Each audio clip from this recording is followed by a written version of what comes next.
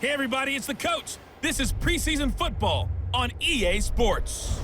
Coming up, we'll see fourth-year quarterback Dak Prescott and the Dallas Cowboys as they match up with Jared Goff and the NFC champion LA Rams. I'll see you again with scores and updates at halftime, but for now, it's my distinct pleasure to hand things over to our broadcast team. It's Brandon Godden and Charles Davis. Gentlemen. Coach, thank you much. EA Sports coverage of the NFL brings us to the City of Angels, Los Angeles, California. A few short moments ago, running back Todd Gurley trying to fire up the Ram faithful here in Southern California as his guys get set to do battle with Dak Prescott and the Dallas Cowboys. Brandon Godden, Charles Davis, happy to be back alongside you. And I'll tell you what, yes, it's just week 2 of the preseason, but now they've got one game under their belts, and a lot of guys trying to prove some stuff down on the field here today. Not only that, these coaches like to win. And I used to think it really didn't matter who won in the preseason. Then I watched some of those shows that the NFL does, and you see the coaches in preseason after a loss jumping all over their guys. So I learned one valuable lesson. Wins and losses count no matter what time of year it is.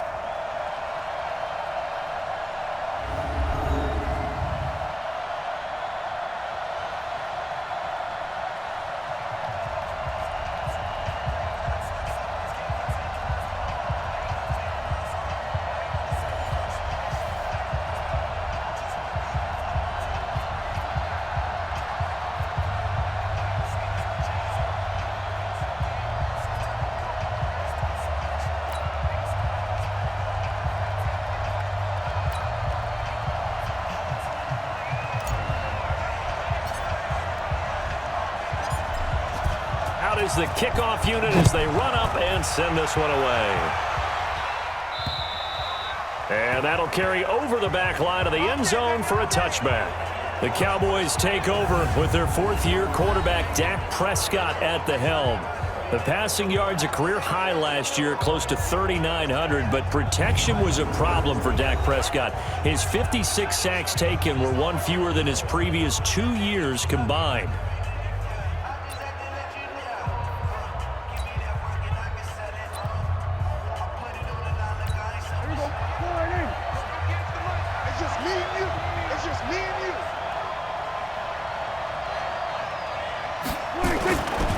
A run for Tony Pollard, the Memphis product. And he'll be brought down somewhat awkwardly here, and a late flag as well. I think this one's going to be a face mask.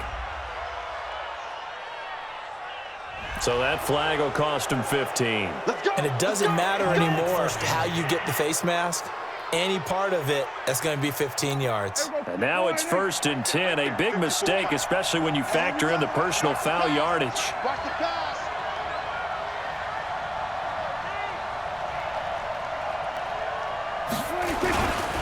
They'll run with Pollard, and not the start he was hoping for there, as he'll maybe get back to the line of scrimmage, and that's it. Call it no gain on the game's first play, and it's 2nd down now. And the offensive starters for Dallas. It's so good to see big number 72, Travis Frederick, back in a Cowboys uniform. Remember, he missed all of last season with Guillain-Barré syndrome. And prior to that, he'd been to the Pro Bowl 4 straight times at center. And his return, a huge boost to the offensive line. Better to have him in uniform than coaching. So after the run for no gain, here's 2nd and 10.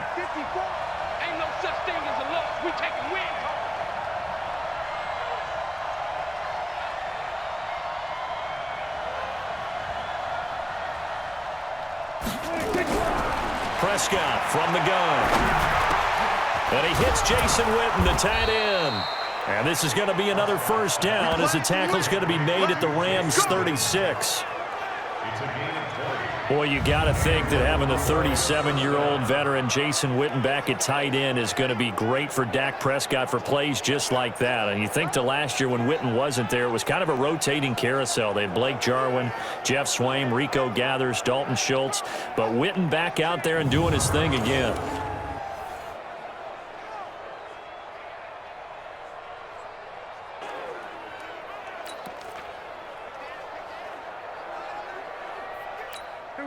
So from the 36 now, 1st and 10. You ain't doing nothing today.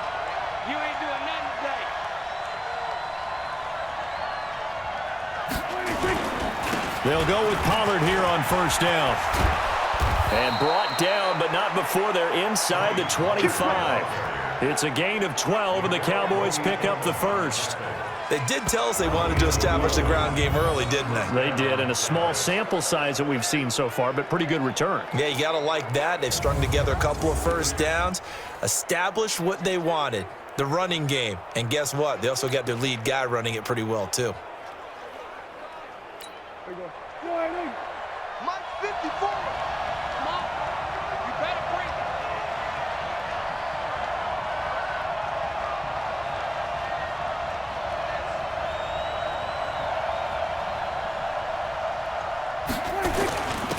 Now an Eastern Michigan man, Darius Jackson on the carry. Yeah, this will leave him a yard short.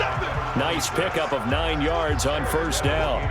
A nice run there, 9 yards, and it'll be second down. Despite the blitz, they're still able to pick up a nice solid gain. The disadvantage of blitzing often alters the normal spacing and run fits and leaves creases like they were able to exploit right there.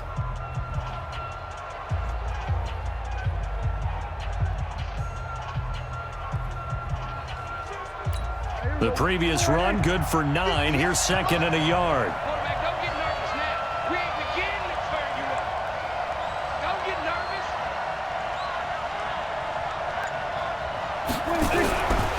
Prescott. Caught by Cobb. And he'll be out of bounds, taking it just shy of the 10 at the 11 or the 12. 4 yards the pickup, first down.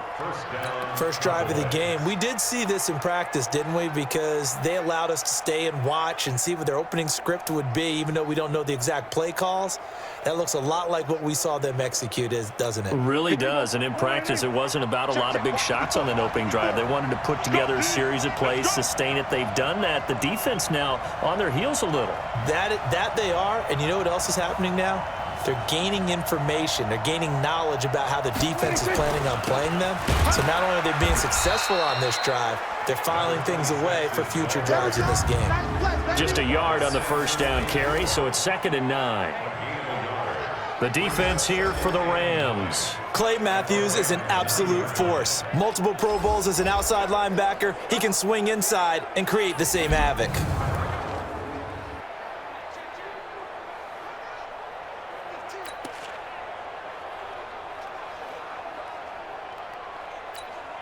Here's second and 9, just a yard on that last run.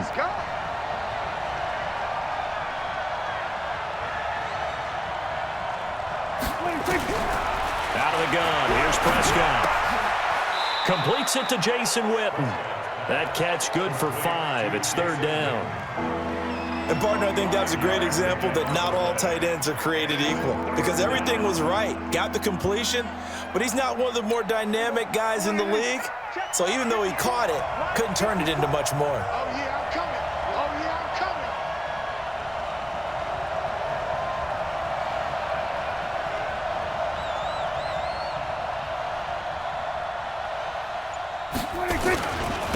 On third down, this is Jackson. And, boy, he is very close to a first down, but from where they're spotting that football, he's going to be a foot or so short. Call it a 4-yard pickup, but it leaves him a few inches short here on fourth down.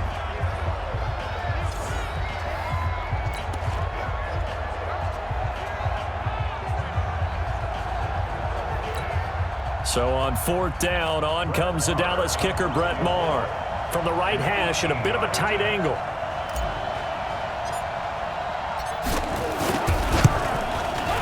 The kick by Maher is good. And the Cowboys are going to jump out to a 3-0 lead.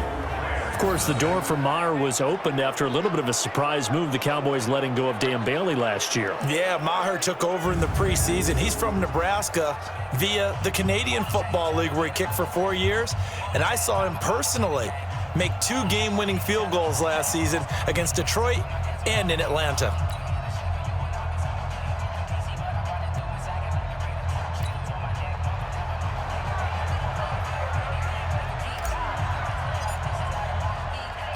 The kickoff team on the field now as they will send this one away.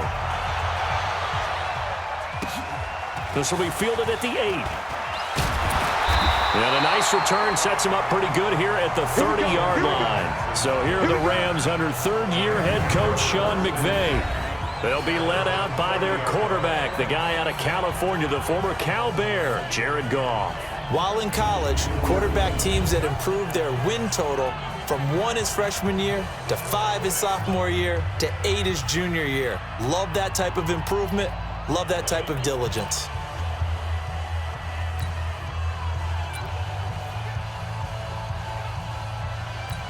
So 1st and 10 now from the 30.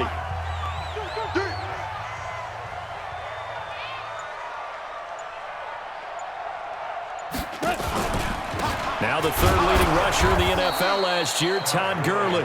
And he's going to be met at the line of scrimmage and taken down. Anthony Brown there on the tackle. And quickly now, here's a look at the Rams offense. Todd Gurley is the all-around, do-everything running back for the Los Angeles Rams, and in the last 2 seasons has led the NFL in touchdowns and was in the top 4 in yards from scrimmage, the 2017 NFL Offensive Player of the Year.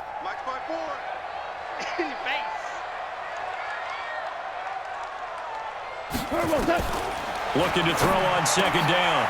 Goff. And this is going to be intercepted. It's the Pro Bowler Byron Jones. And he will score. Touchdown, Cowboys.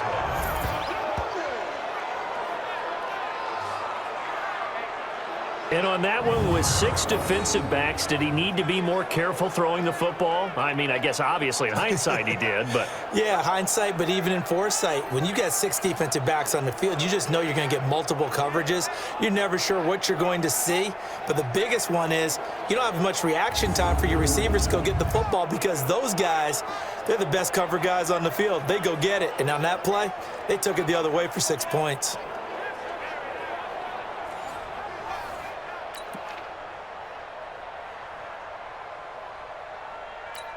Brett Maher on for the extra point. It's up and good, and that'll increase their lead to 10-zip. A heck of a play there defensively, getting the interception, navigating his way into the end zone for the touchdown.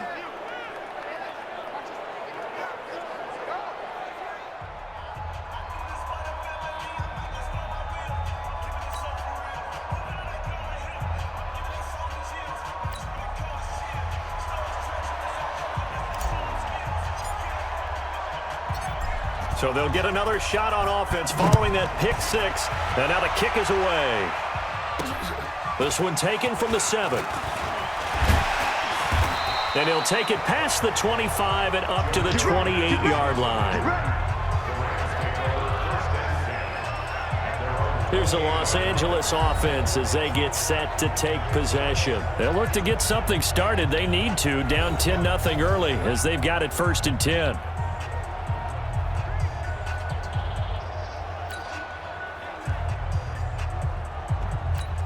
Goff will lead the Rams up here 1st and 10 at their own 28-yard line. They'll try and start the drive with Gurley. And he'll get about 4 across the 30 to the 32. And a look at the defense for the Cowboys. And there's linebacker Leighton Vander Esch, who was so impressive as a rookie in 2018. Many thought Dallas should have opted to pick a wide receiver at that spot.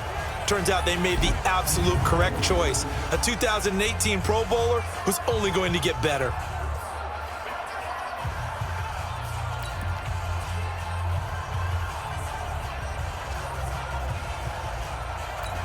The run got 4. Now they deal with a 2nd and 6.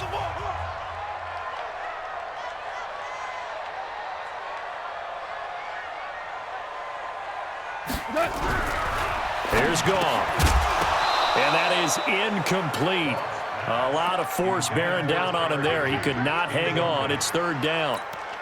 So now here in the 2nd week of the preseason, you'd expect the starters play a little bit more than they did in week 1, but not a whole lot. So if you're an offensive coordinator, what are you looking for? What you're looking for is things getting cleaned up as you go along because most of your playbook's probably installed.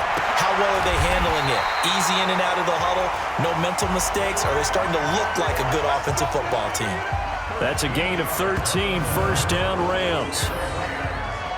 Cook's now in his second season with the Rams. He's had 4 straight years over 1,000 yards. He had 2 with the Saints, 1 with New England, and then he went over 1,000 again last year with the Rams. 80 catches, 1,204 yards.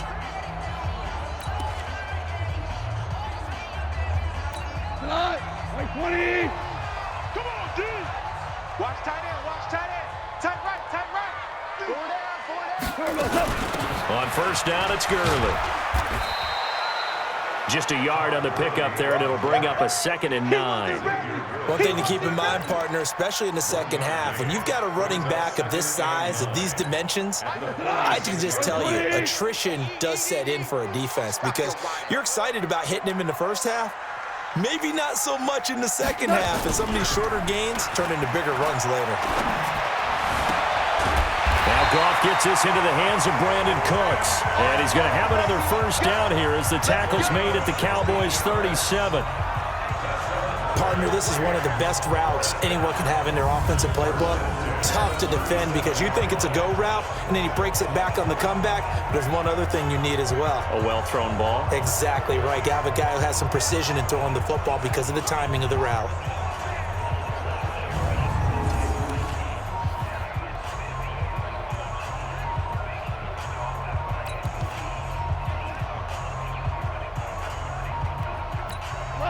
So from Cowboy territory now, here's 1st and 10 at the 37-yard line. Let's get off the field, D. Now Goff will hand this one to Gurley. Oh, he breaks a tackle, and he's got an alley. And he's got this down almost to the 20 before he's dropped. 16 yards is the pickup there, and a first down for L.A. I have to admit, I'm excited by that play call and the end result because this is a team that's down big early in the first quarter, and a lot of teams will just panic, abandon the playbook, and just start firing the ball all over the place. It's way too early for that. Stick to what works for you. Down double digits, and we talked about their game plan being both running and passing there. You're right. They're sticking to the game plan, getting the ground game going. A lot of football left to be played.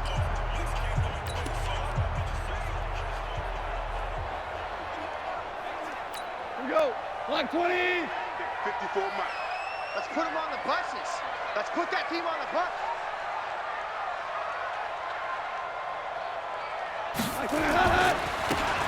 Gurley again here on first down. And able to fight forward inside the 15 to the 13. 7 yards on the pickup there, and it'll leave them with a 2nd and 3. Well, you're down early. How do you get back in the game? Maybe establish the run. I think they're trying to do that. Now I'm with you on that one, and what I like about the message is that there's no panic from the head coach. He's already told his offensive coordinator, let's run the football, let's get things settled down a little bit, and find our way back into this game. Throwing on 2nd and 3. Goff, and that'll be incomplete. Took a pretty good shot as he tried to pull that one in. Couldn't hang on, 3rd down. You know, during these preseason games, we're in week 2 right now, it's always funny looking at our spot charts up here in the booth because with all the guys that might play in this one, it seems to get bigger and bigger each year. Yeah, we pretty much supersize them, don't we? Because, you know, remember, they're carrying 90 now. And with the new rules, they'll carry 90 all the way through the preseason before they make the final cut. Oh, yeah, a lot of guys to learn for these games.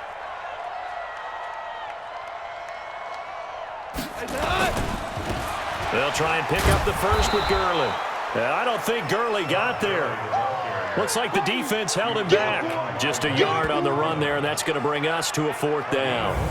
How about the fellas with the stars on the side of their helmets rising up on defense? We always hear about the Cowboys' rushing offense. Their rush defense is pretty good as well, I think, because they're so cohesive. Defensive line, linebackers really work well together.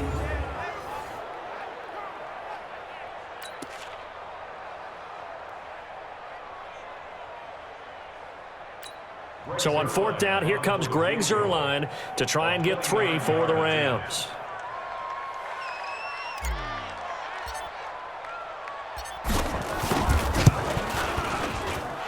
Zuerlein's kick is up and through. And they get themselves on the board here. It's 10-3. Zuerlein, of course, last year had likely the iconic field goal of the season, booting that 57-yarder in the Superdome to send his squad to the Super Bowl. Yeah, you really hurt the Saints fans on that one, didn't you? Sorry. They didn't want to hear that at all. But this guy deserves his nicknames. Greg the Leg, Legatron. because the ball goes through the post at a heavy rate, 87% in 2018. This game back within a touchdown now as the kickoff's away. And they will not get a chance to return this one as it's through the end zone for a touchback.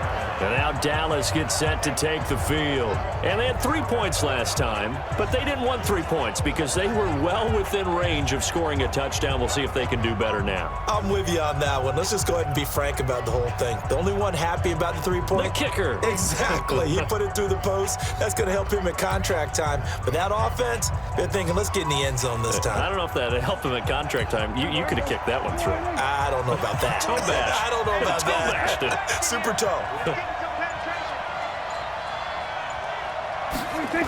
They'll run with Pollard to begin the drive. And he'll wind up losing yardage here back at the 21-yard line. Yikes, a 4-yard loss really sets them back now for second down.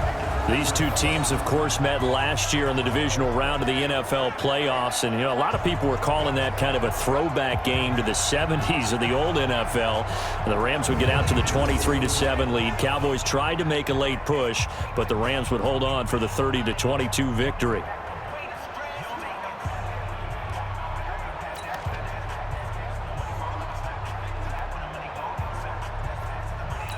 Well, the first play of the drive lost 4. Now they'll look to move it forward here on 2nd and 14.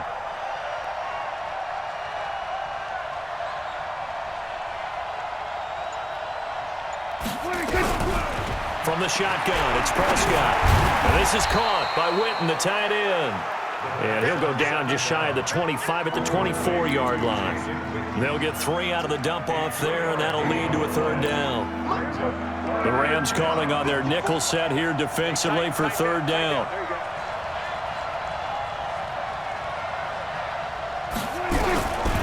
Now Prescott. Into double coverage, and it's intercepted.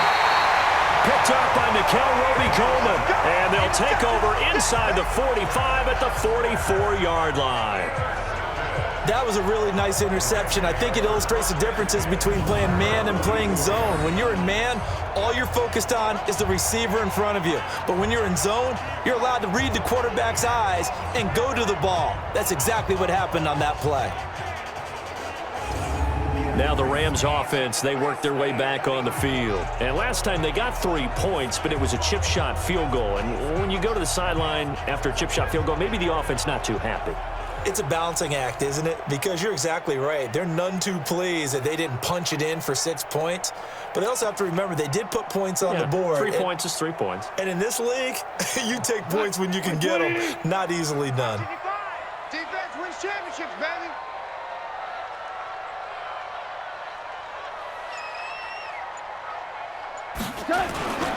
Goff turns and gives to Gurley. Byron Jones in there to make the tackle.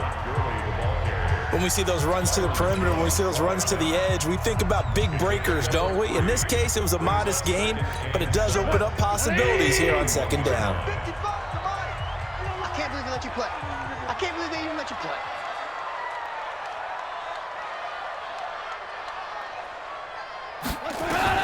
From the 41, Goff looking this time for Woods, and it's intercepted. Picked off by Anthony Brown. The 30, 10, and he takes this one back into the end zone, and the Cowboy defense has a touchdown. So a pick 6 there out of the nickel package. They went with 5 DBs.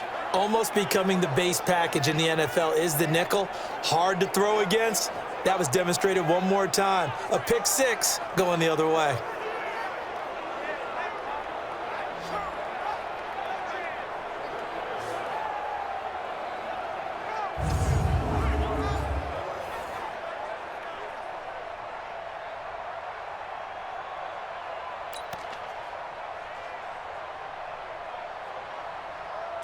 Marr now to add the extra point. It's up and good, and that makes it 17-3. So the defense creating some points, not only getting the interception, but then returning it to the end zone for the pick 6.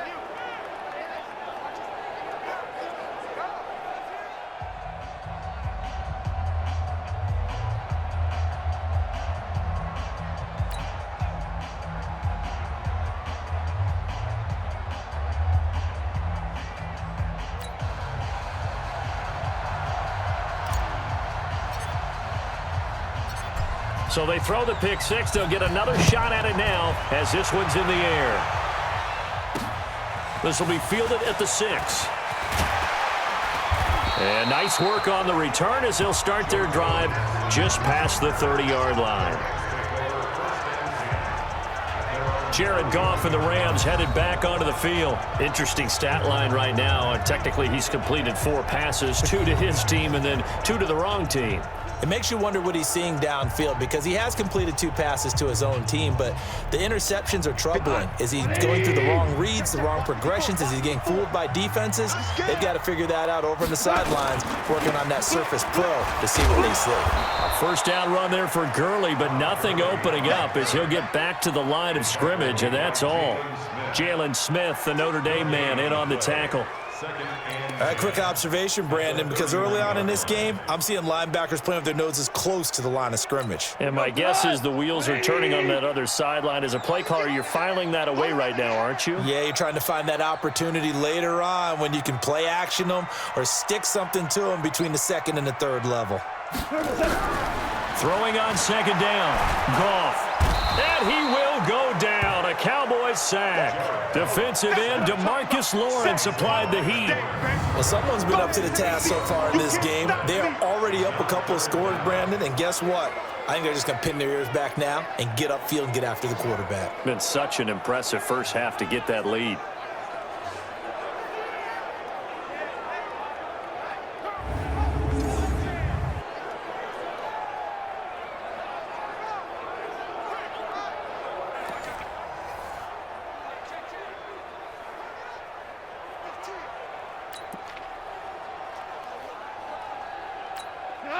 So Goff, he'll try to refocus after the sack. The Rams now set up with a tough one, a 3rd and long. A shotgun snap for Goff. And here's another interception, the 3rd of this first quarter. Xavier Woods with a pick. And he'll return it to the 24-yard line. Trying to get it to Woods.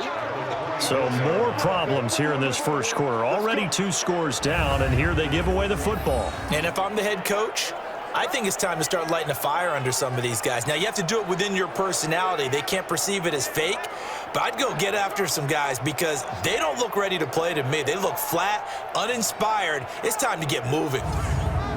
Here's the Dallas offense now heading back out onto the field. And following the interception, just any interception, are you a little bit more cautious when you start that next drive, or no, you just throw that out the window? I think you are. I don't think that there's any way you can run back out there and go, totally didn't affect me. Let's just go ahead and be loose with the football again. You're going to take care of it, but you have to be careful about being too cautious because now you can't run any offense at all. Still want to attack. We'll see how they attack him here. He's got the first down inside the 10. And he is into the end zone for a Cowboy touchdown. Taking it in from 24 yards out. And the Cowboys, they push out in front further.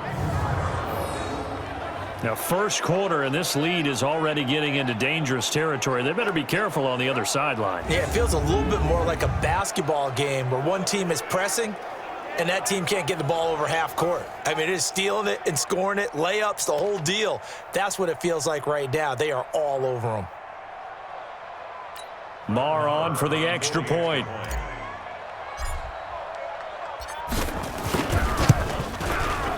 And the lead now to 3 touchdowns at 21 points.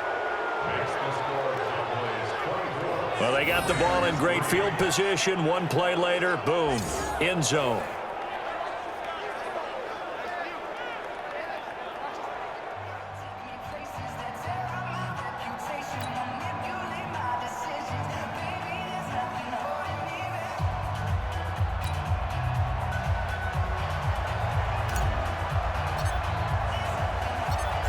Set now to kick this one away, and off it goes. This one fielded at the 5. And he'll take this one near the 25, call it the 26-yard line. And now out on the field, here comes Los Angeles.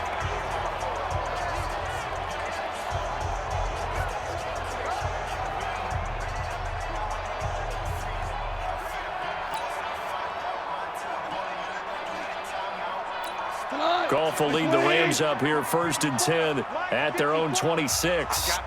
I got you. They'll start out on the ground with Gurley. And he is met quickly in the backfield. Down he goes, folded like a lawn chair.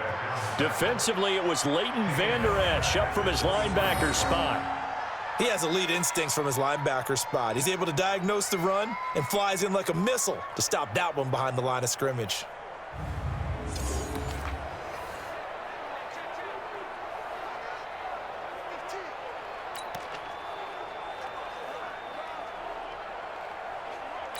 So the first play of the drive lost 4. Now they'll look to move it forward here on 2nd and 14.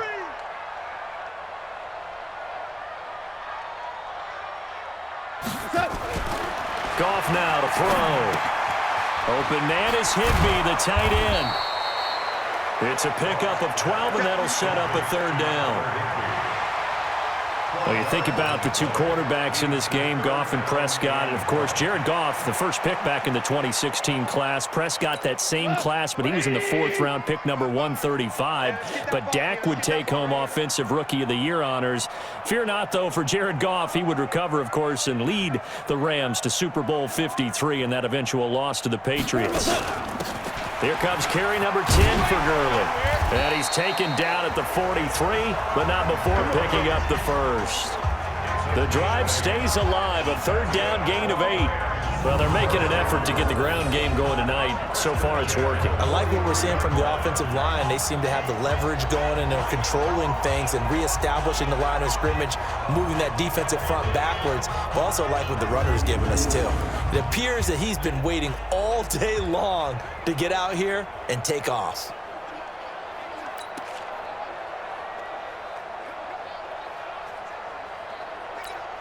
So on the heels of the run by Todd Gurley, another 1st and 10. I got you.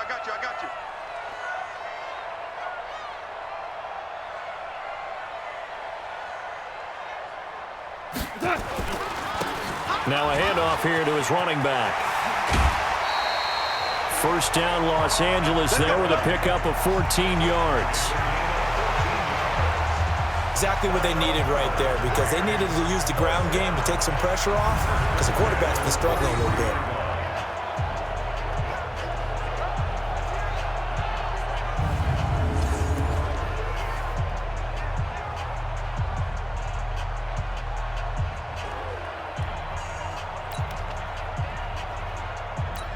So the 14 yards actually takes him from 143 to the other for 1st and 10.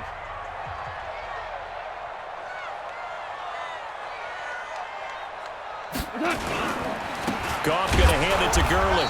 And he'll lose yardage here. Back at the 47. It's a loss of 5 there, bringing up 2nd. It's a tough one right there. He ran right into the teeth of the blitz as the linebacker was freed up in order to stuff that one for a loss. I think quarterbacks got to see that. Got to find a way to audible into something a little more advantageous.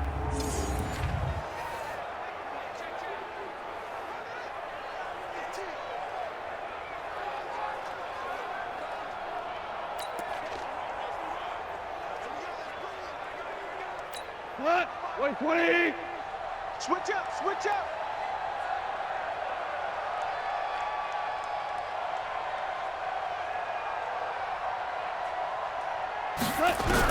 They'll try the air now with Goff. He gets it to Cooks. And he's going to have another 1st down here as the tackle's made at the Cowboys' 32-yard line.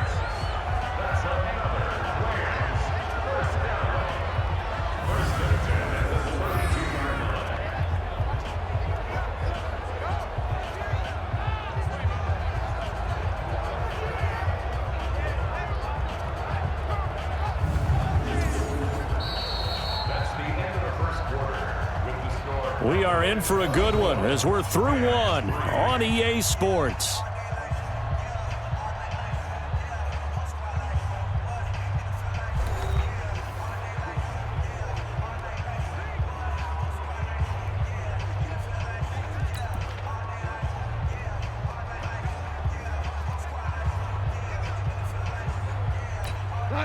This offense finding its legs now. Here's another 1st and 10. Coming to you.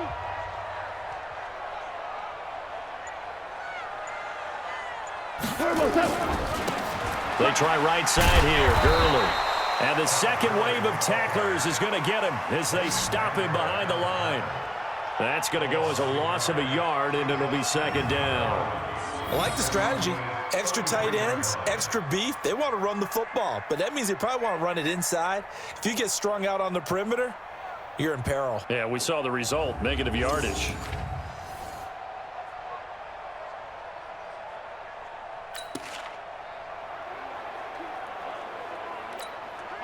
Like 20. Hey, eat. Danny.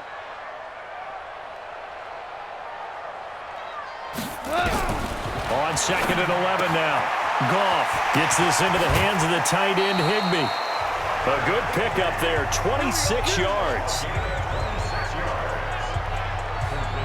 But when you hit him on the move like that, and he's able to get into open field with a full head of steam, oh boy, it's going to be tough to get him down. Yeah, there was a big window. They're lucky they did get him down.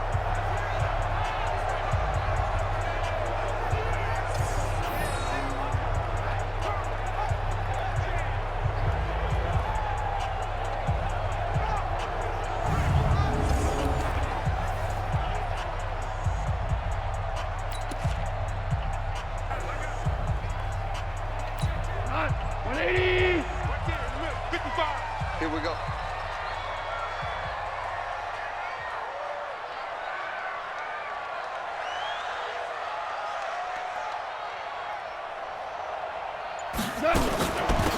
On first and goal, Gurley.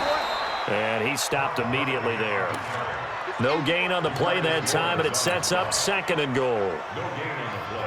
And he got off the end there very quickly to make that play. Yeah, it was almost like the bullet train, wasn't it? I mean, just zoom. Quick. And what a terrific play, holding them to no gain. Second down and goal. Goff. He's got it. It's Higbee. Touchdown Rams. A 7-yard touchdown grab. And the Rams are able to draw a bit closer. That's almost just not right. You cover everybody, but those tight ends, they can be awfully reliable.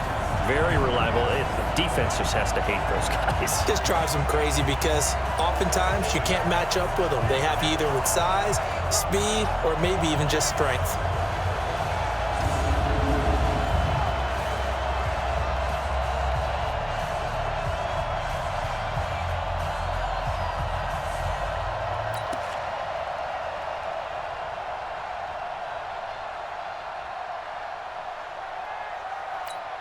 Now Greg Zuerlein on for the extra point.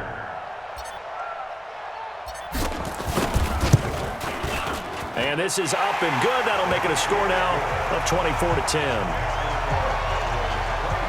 A 10-play drive that time. And it winds up with a touchdown for Los Angeles.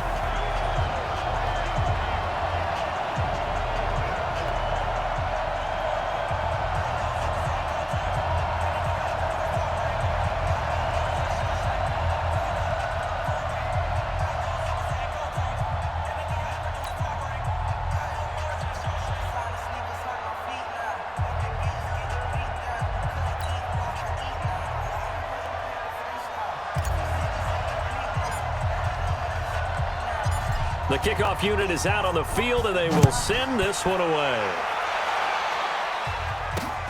This one taken from the 7. And a good return as he'll be stopped just shy of the 30-yard line. The Cowboys offense heading back out and ready to go again. And they had to wait a long time to get the football back. Probably not what you were hoping for when you got an offense that's humming. Agreed. What you were looking for is the defense get the ball back pretty quickly, right? Hoping for a 3-and-out. So that didn't happen. You can't yell at your D for that. They've got to take care of their own business and reestablish themselves now that they're back on the field.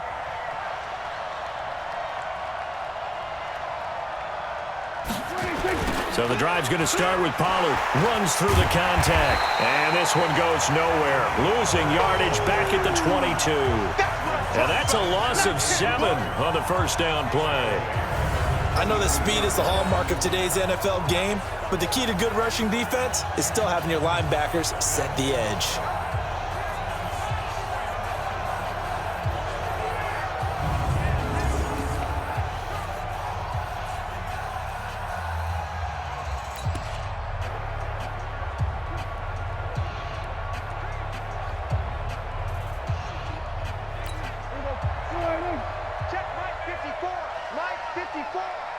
make these babies cry all the way back home, yo. Let's make these babies cry all the way back home. Throwing on 2nd and long. Prescott going right side. He has Witten. They'll wind up getting 10 back as that sets him up for 3rd down. The last time we saw Jason Witten on a football field instead of the broadcasting booth was, of course, 2 years ago, 2017. He had 63 catches, 560 yards, 5 touchdowns. It was his 11th Pro Bowl that season for a man who came into the league back in 2003. On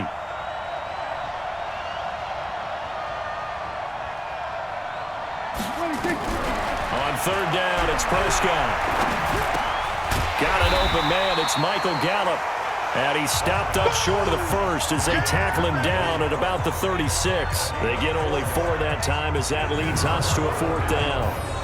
One hallmark of good defenses is understanding the game, understanding positioning, and tackling immediately in the secondary after catches. I think we just saw that on display right there. Got to him before he ever had a chance to think about turning it upfield.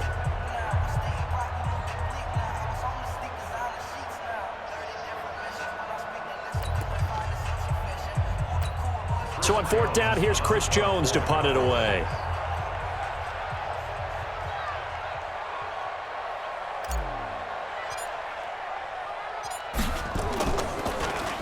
And this is away. It's a high kick, and he got all of it. Now this is fielded in the end zone. So possession goes over here on the punt. And the Rams will get it at the 20. The Rams offense now making their way out to take over. I guess they have to feel fine to at least get on the board last time, but still work to do. No doubt about it. I wonder now if they're going to try to increase the urgency a little bit, maybe pump up the pace, maybe go 2 minute. Who knows? Let's see what they decide to do. Goff will lead the Rams up here 1st and 10 at the 20. They'll try a handoff right with Gurley. And he's going to lose yardage here, back to his own 18. That's going to go as a loss of 2, and it'll be 2nd down. Yeah, that was a safety that came through and made the play, but there's no doubt in my mind, he hits like a linebacker, and we see a lot of that in today's NFL, don't we? And that time we do indeed a big hit for a loss.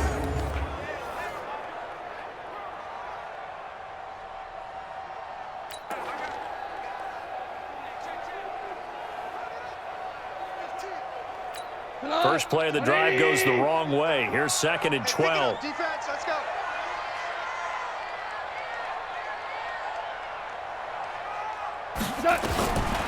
Out of the gun. Goff. And that'll be incomplete. We do have a penalty flag down, however. Let's see what that's about.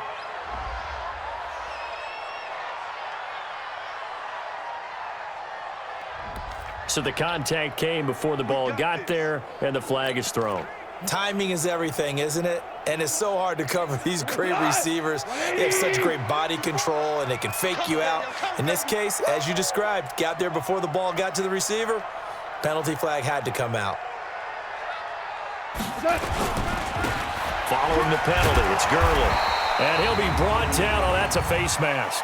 Certainly looked like it. Indeed, here come the flags. Defense. Officials so cognizant of that call nowadays, but that one looked pretty easy. Yeah, you're right. They took out of their hands having to wonder whether it's a 5-yard or a 15-yard inadvertent or not. Now, it's a lot easier. You see it, you call it. And now it's 1st and 10. A big mistake, especially when you factor in the personal foul yardage. Yet another carry here tonight for Gurley. And he is going to be stopped cold behind the line of scrimmage. It'll be a loss of a yard, and that'll bring up a 2nd and 11. Anytime you call an inside running play, you just know there should be a lot of congestion there. You're counting on your offensive line to take control of the line of scrimmage. That didn't happen in this case, and that play got bottled up.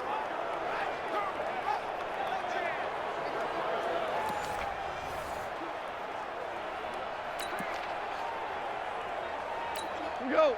180. Check, check. Watch 54. Watch 54. Watch the backer. Watch the backer.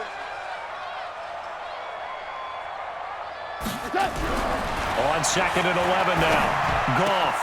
And the open receiver, it's Robert Woods. And he's going to have another first down here as the tackle's made at the Cowboys' 35.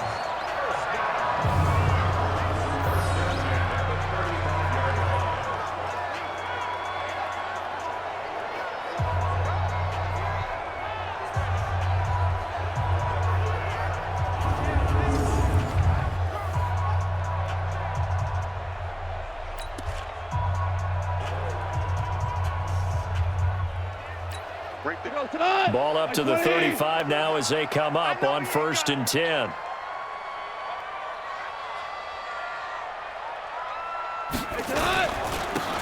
Gurley. And he'll have a gain of 3 to the 33. Well, the returns for the Cowboys on Leighton Vander Esch have been pretty good so far. You know, a lot of Cowboy Nation questioned when they took him number 19 overall this season to go instead of Calvin Ridley. But Leighton Vander Esch would get 140 tackles last year, franchise rookie record for Dallas en route to a Pro Bowl appearance. On 2nd and 7, Goff. And this one incomplete. Too much contact to hold on to that one, and it's 3rd down. As we thought they might do here in week 2 of the preseason, they've left their starting quarterback out there for this 2nd quarter, but I would imagine we will not see him after halftime. Yeah, this is the time of year you've got to get your backup some reps and make sure you protect your starting quarterback.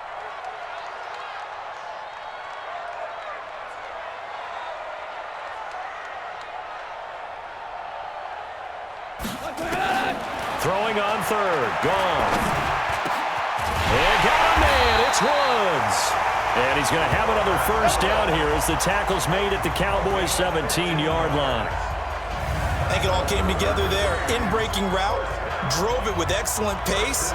Money throw right there to move the sticks.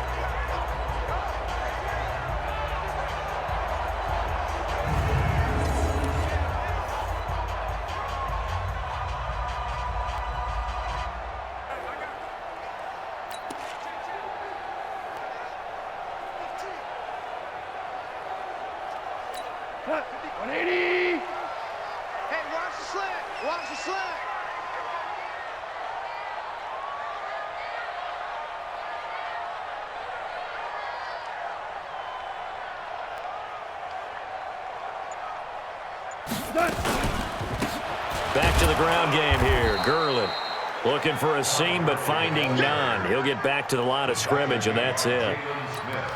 No gain on the play. It'll be 2nd down. Officially nothing on that last run. They'll try again 2nd and 10.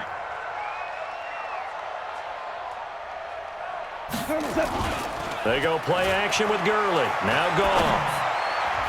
And that one got tipped. Kind of threw everything off. It brings up 3rd.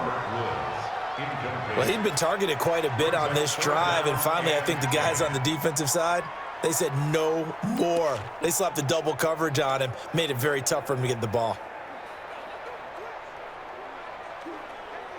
The Rams on 3rd down. They've converted 3 out of 5 thus far. This is 3rd and 10.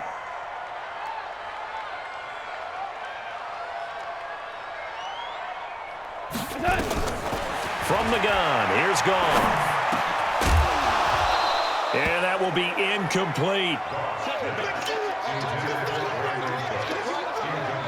Once you get into the red zone and the safeties have less ground to cover, you'd better be quick with your delivery. Not much space to get a ball in there. And when that field shrinks with those safeties, it's almost like there's a couple extra defenders out there, right? It certainly is. They end up taking up extra space just because there's not enough space for receivers to run through. No problems in the field goal department so far. He's 2 for 2. Pretty reliable here in this game, isn't he? And to me, that bodes well for them. If they need him late in the game, his confidence should be sky high.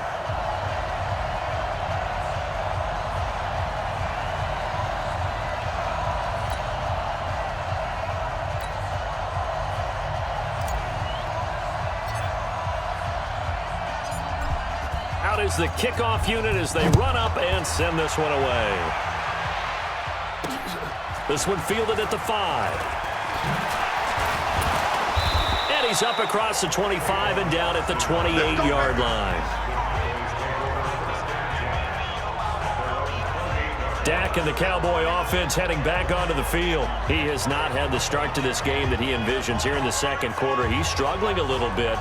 But, hey, they're in the lead right now. So kind of what's going on in his head, do you think, Charles? I think that's what he has to keep in mind. Winning the ball game is not going the way he wants in terms of his own play. But, oh, yeah, that's right, winning the ball game. So don't press. Don't try and do things outside of what's going on right now. Don't try to increase your game or get yourself right. Just make sure you continue to lead your ball club and keep them moving in the right direction. Well, they've got that lead so far. One interception for him, no touchdown passes. He did have the touchdown run earlier, but not a heck of a lot more than that throughout this game. No, not at all. In fact, I would say that this defense has done as good of a job on him as they have on any runner in recent memory.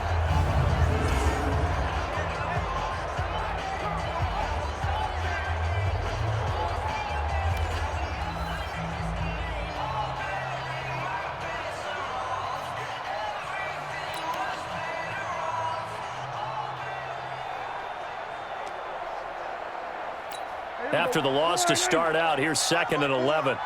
In your face.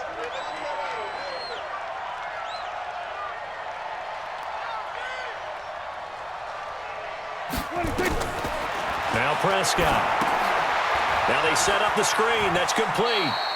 So the screen good for only 2. Now it's 3rd down. Even though he's a 4th rounder, I think he might have a chance to play and prove that, hey, I could have been taken higher in that draft. And we've seen so many times now, guys who go lower in the draft, undrafted free agents that become big-time players, Pro Bowl players. So you never know. 4th-round pick has a chance to be a really good player. And you take a look at this draft class from a season ago, really it grades out as a pretty darn good class. So you have to give a lot of credit to the entire scouting organization. General manager, personnel department, college scouts, it all came together. They evaluated it very well and got a nice payoff.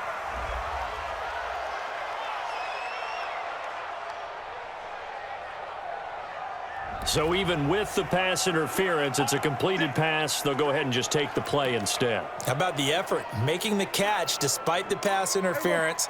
Nothing else to be gained on the play. No need to take the penalty. The play stands.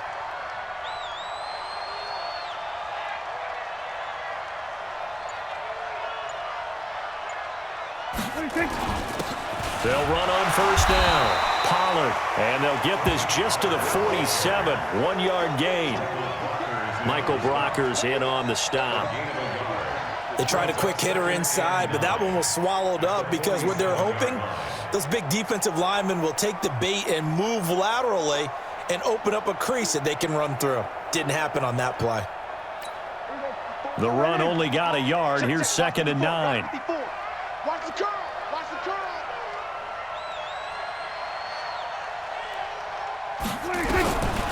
Prescott to throw. He's going to find Gallup here complete. And he's going to get this one down to the edge of the red zone. 27 yards there, a 1st down.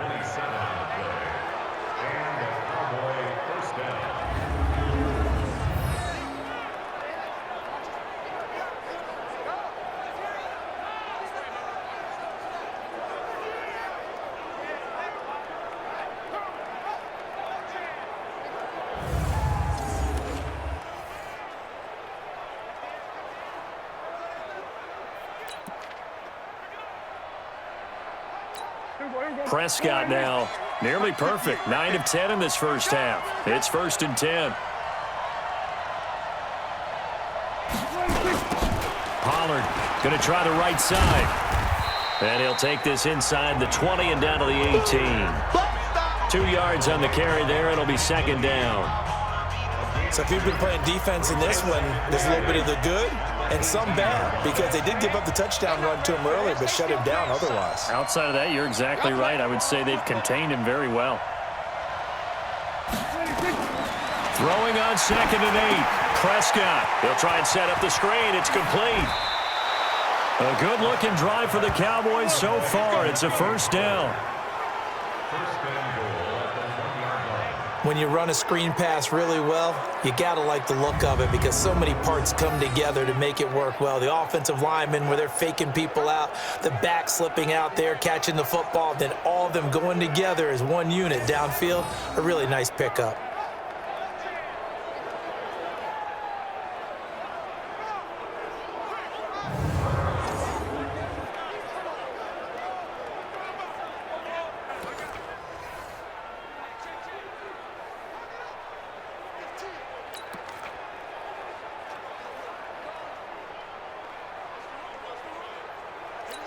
Here we go. 58, come on.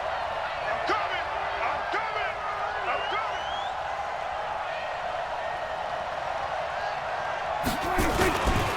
They'll try the ground game with Jackson, and he will take it in for a Cowboys score. Punching it in from a yard away. And the Cowboys, they push out in front further. Well, Brandon, he just followed his nose, and his nose took him to the end zone. But how about the big guys up front? Give him at least a stalemate in order to find that space. Yeah, the O-line won the battle in the trenches there, didn't they?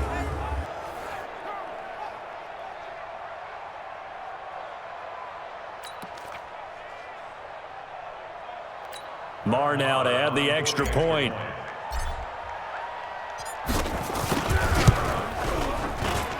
And the lead is up to 18 now. So that drive goes 8 plays, and it ends with a 1-yard touchdown run.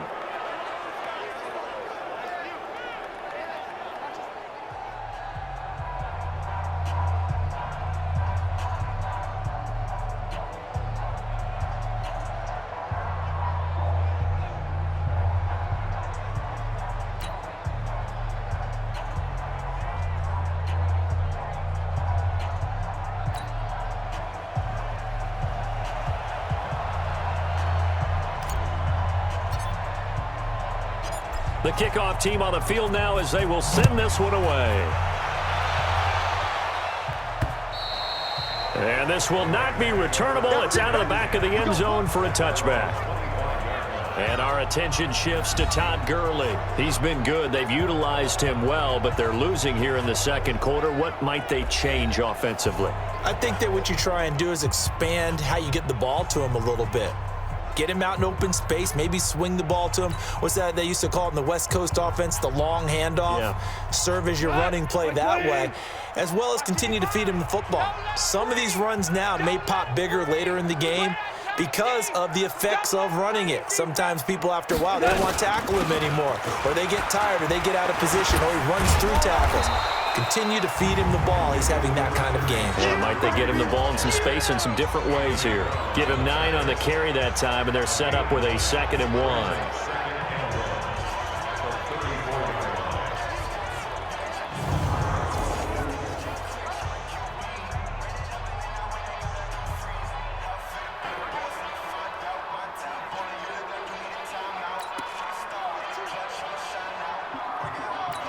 The last run got 9. That leaves him with 2nd and a yard.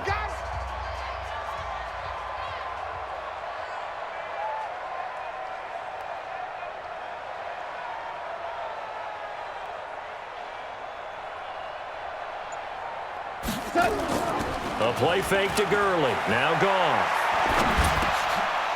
And for the 4th time tonight, it's an interception. Picked off by the linebacker, Jalen Smith. And he will return this one to the 30-yard line. We haven't even escaped the first half, and he's already thrown 4 picks. And Brandon, back in the good old days, probably back before you were born, if your starter threw 4 in the first half, he might throw 8 or more for the game because they weren't going to pull him out. But nowadays, the patience level isn't quite there. He's going to have to make some real adjustments, or the backup may see some time. Getting set to go again as we look at the back heading onto the field again. He's been good. His guys are winning. So far, the recipe working here in the second quarter. And he doesn't like to just tote the rock. He wants to carry his team on his back, and that's what he's done throughout this game. Yeah, he's done that. He'll be hoping to continue that trend. So 1st and 10 now from the 30. Line 54. I'm here all day.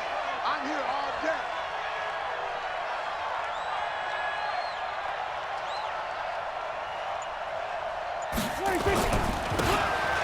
for Pollard. A short gain here, maybe a yard to the 29. You got it.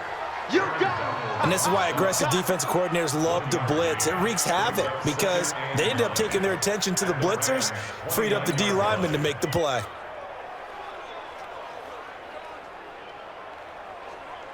There we go. 480.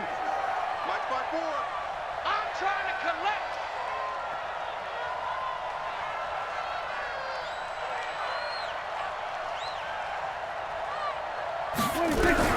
On 2nd and 9, Prescott. And that's going to be incomplete. A lot of contact, no call, and it's 3rd down. And it is true. You can draft the fastest. You can draft the most athletic guys. But if they don't know the art of positioning, sometimes it's all for naught. In this case, in the right spot, help force the incompletion. Yeah, but had his hands on it for a second. Would have been a tough catch, though. Falls incomplete. Play action now. Prescott. And this is caught. It's Cooper. And he is into the end zone for a Cowboy touchdown. Amari Cooper, 29 yards. And the Cowboys, they push out in front further. Great corner route there. Not only able to catch it, turn it upfield, and get into the end zone. It usually involves a little bit of an extra move, doesn't it? You've got to get them thinking that you're moving to the middle of the field, and you're breaking away to that corner. Boy, that was well executed.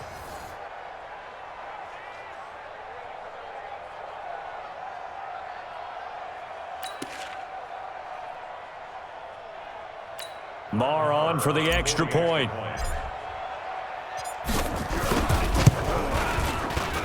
And he's been a busy man, 5 for 5 now as he knocks another one through to extend the lead. So they only needed 3 plays on that drive. And it culminates in a Dallas touchdown.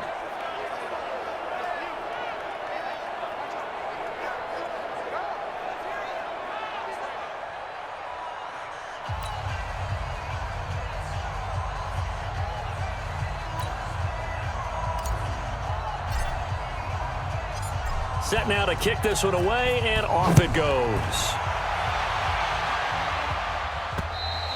And this will be a touchback as that sails over the end line. So now here are the Rams as their offense comes back out.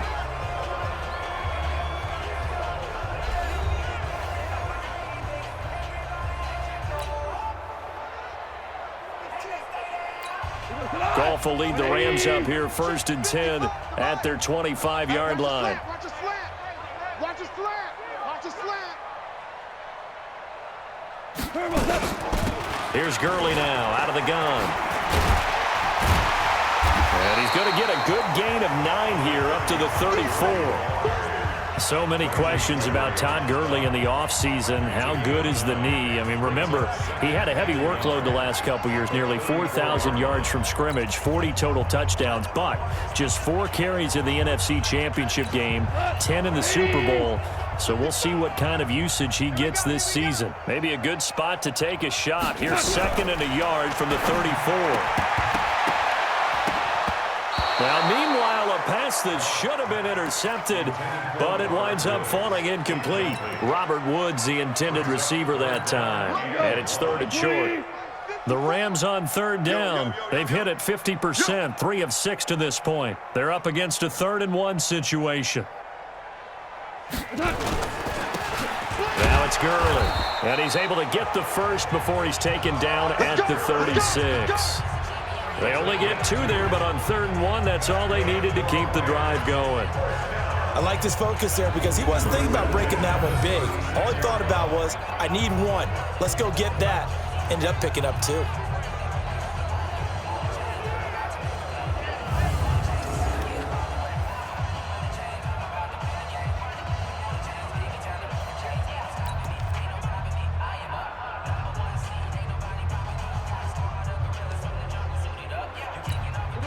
So from the 36 now, 1st and 10. I don't think you got it, son.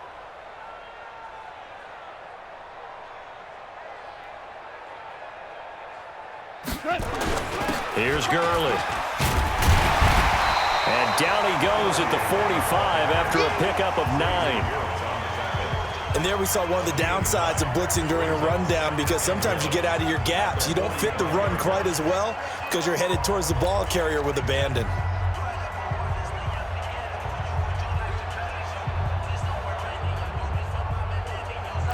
Michael, 180. Tighten up, tighten up. Pull it together.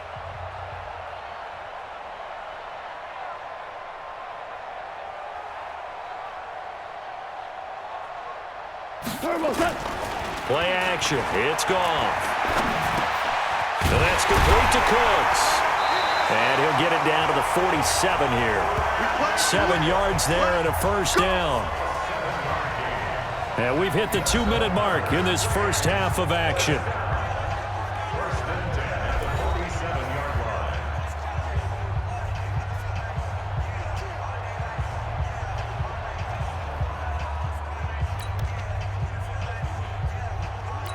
Coming up at halftime, I'll go from one personality, that's you, Charles Davis, to another one in Orlando, the coach.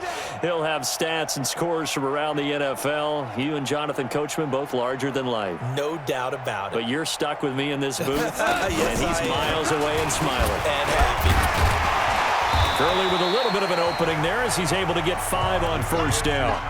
Leighton Vander Esch, third in the NFL in tackles as a rookie last year, there on the stop. I call that play a success. A nice inside run sets up a very manageable second down. A very solid gain on that play. Let's pick it up. It's our time, guys. Our time. Let's get off the field. Let's get off the field.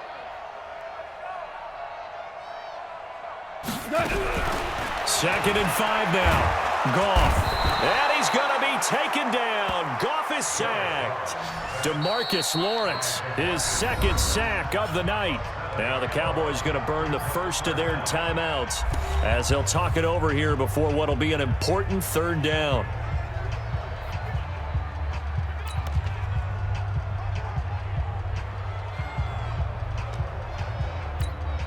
Right, 20. Check, check. Watch 54. Watch 54. Blue down, blue down.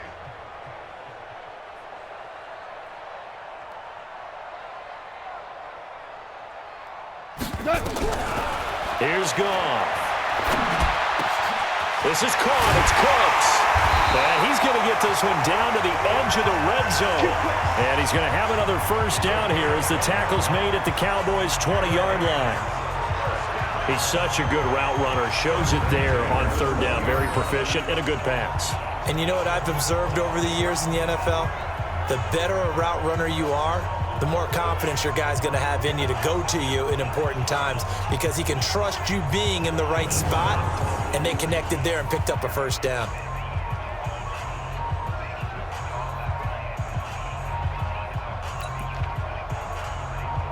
We go tonight. Like 20. Hey, pick your game up. On the draw, Goff gives to Gurley. And he's only going to get a yard from the 20 to the 19. The Rams going to go ahead and use the first of their timeouts as the clock stops here with 46 seconds remaining in the first half.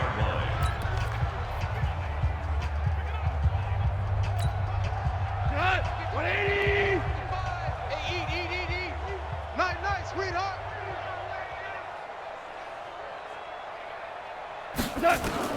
On 2nd and 9, Goff is so caught right around the 6. And able to get him down, but he does reach the 5. Now the Rams will signal for a timeout, their 2nd, as they stop it here with just under 40 ticks to go in this first half.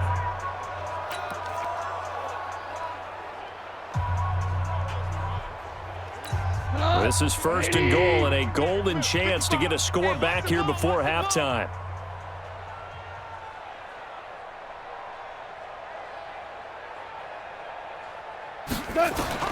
Gone.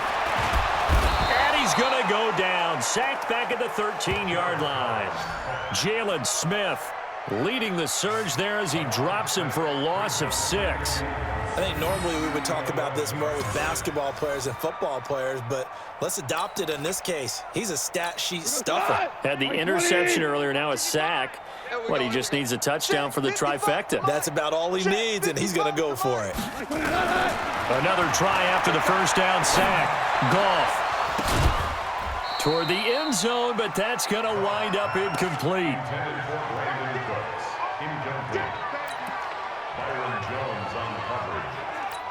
This has been a long drive. You got to figure a field goal would be a letdown. Can they convert now on 3rd and goal?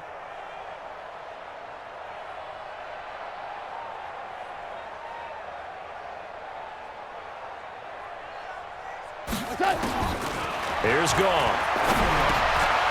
This is caught. And he's going to take this one in for a Rams touchdown. Robert Woods in the final seconds of the first half. And the Rams are able to cut into this lead. That's one of the better examples of clock management I've seen.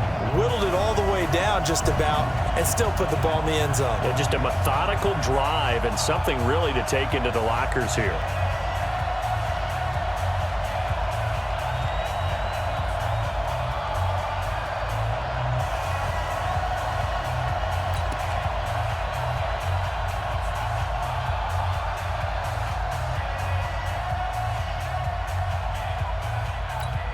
Now Zerline on to add the extra point. And that'll cut the lead down now to 18. So that drive spans 13 plays. And the result for the Rams, a touchdown.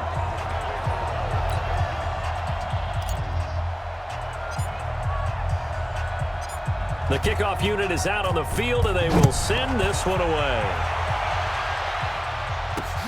This is taken at his 4.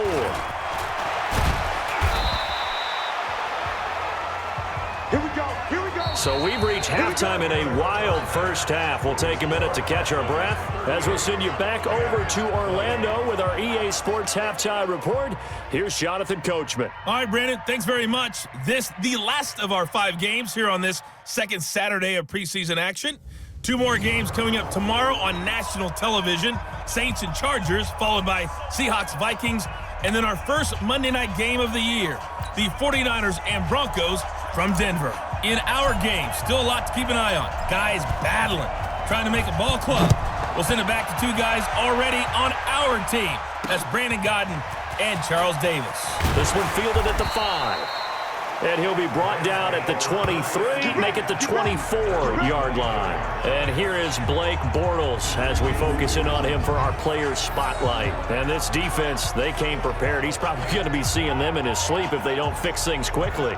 And that's not exactly what he wants to see in his post-game slumber. So they've got to figure out a way to slow things down a little bit. Some screen passes, some draws, anything to make the defensive front hesitate a little bit. Think on their way back to the quarterback, maybe even a quarterback draw, some type of tendency breaker to change things up. Exactly. Whatever the case, something to mix it up here. They defer to Brown to start the drive. And that play going absolutely nowhere as he's belted before he could get out of the backfield. But these guys are going to chop into that deficit. They're going to have to do a much better job in the run game. Caught behind the line of scrimmage, no yardage to be found.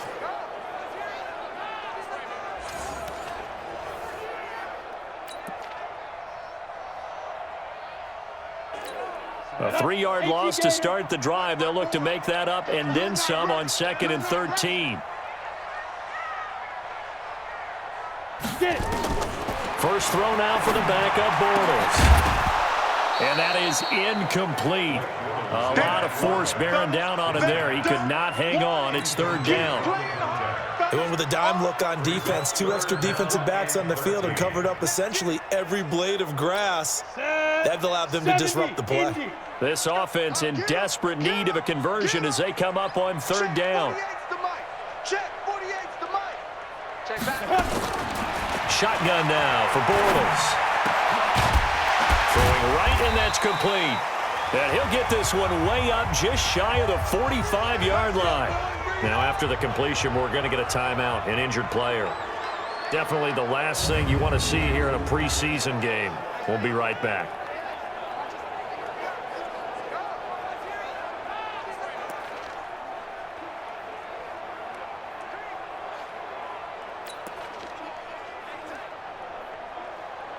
Ready. 10-2 stop. Give me that ball, defense. Give me that ball. Give me that Henderson now on 1st and 10. And he'll take this one up close to about the 45. That's it, baby. Credit the tackle there to Jordan Lewis. Well, they had that one sniffed out. Excellent run blitz. Stop that one for a short gain. What makes a good run blitz a good run blitz? The ability to stay on task, to follow up your assignment, go to the gap you're supposed to cover, and not be deterred by anything else. Let's go, defense. Let's get out the field, defense.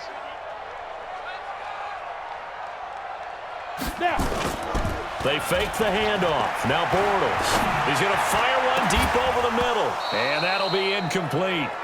Took a pretty good shot as he tried to pull that one in. Couldn't hang on 3rd down. This defense is continuing to contest every deep ball that is thrown downfield. And look, it doesn't matter whether you're playing man or zone. Eventually that becomes man on man. And you've got to trust yourself and go up at that moment of truth and make a play on the football. Throwing his Bortles on 3rd down. This pass complete to Reynolds.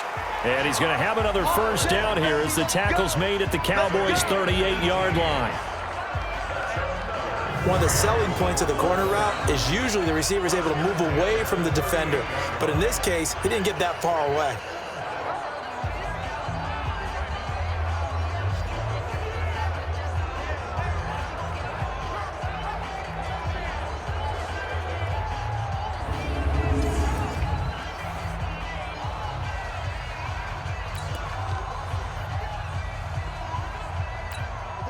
So from Cowboy territory now, here's 1st and 10 at the 38. On 1st down, it's Henderson, and he'll be taken down at the 33, a pickup of about 4. Not too many offenses want to turn down long drives, but when you're down what they are, they've got to pay it off with some points.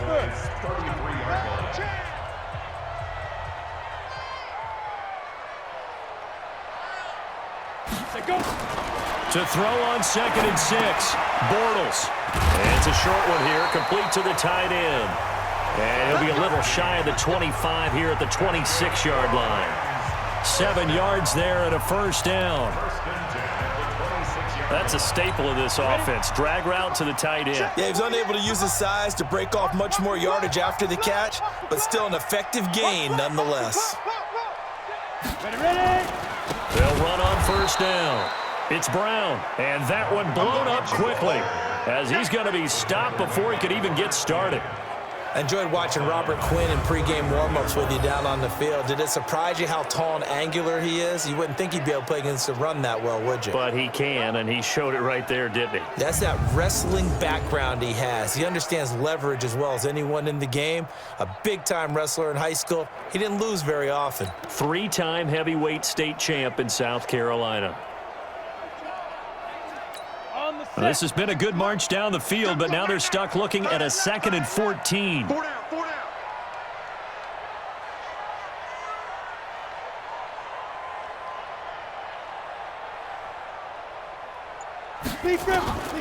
Working from the gun, it's Bortles. Open man here is Pro. And they'll bring him down at the 18-yard line.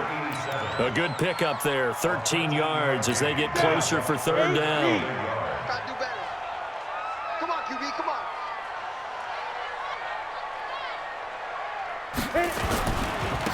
They'll run on 3rd down with Brown. And he will have the 1st down before he's tackled at the 12. Give him 6 yards in the 1st down.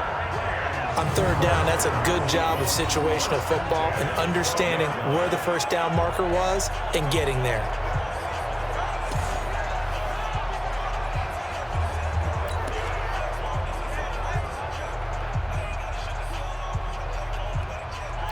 Break. 48th month. 48th month.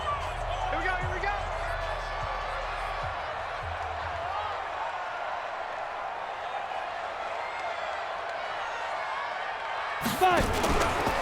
On 1st down, it's Henderson. Try to find a lane, but instead he'll get back to the line of scrimmage and no more.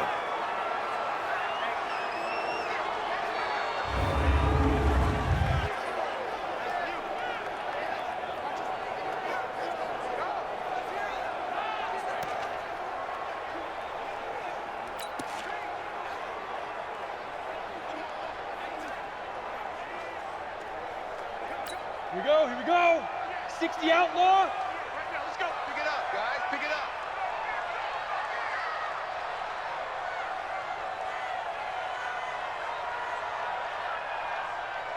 Get it. Looking to throw on second down. Bortles. And he fires one that's intercepted. Picked off inside the 5. Past the 10 to the 11-yard line. And that's where the return stops. Both defenses have had their struggles, but they've been good enough to get them this lead, and another nice play there to help preserve the lead. It's been a game of punch-counter-punch, hasn't it? All throughout. But this time, the big swing was taken, and it didn't land. Nice play by them on defense. The Cowboys offense now, they head out for their first possession of the second half. They are just putting things together so well here, drive after drive. They really have captured the momentum, haven't they?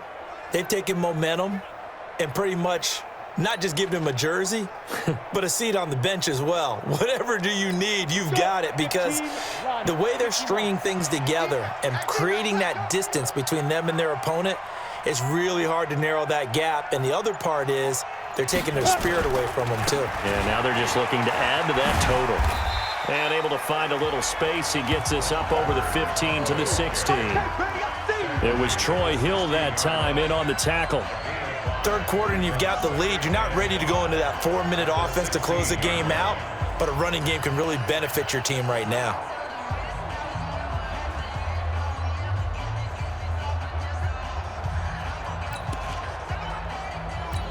After the pickup of 5, here's 2nd and 5. Tight end right. Tight end right. 4 down. 4 down.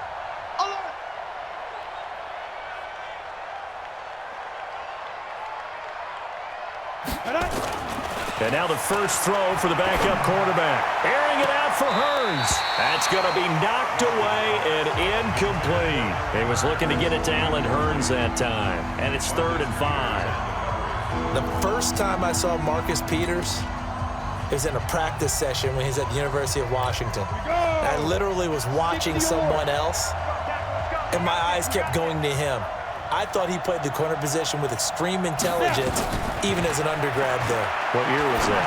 It would have been his sophomore year at Washington, and he's carried over those same playmaking skills to the NFL, and we just saw him knock one away.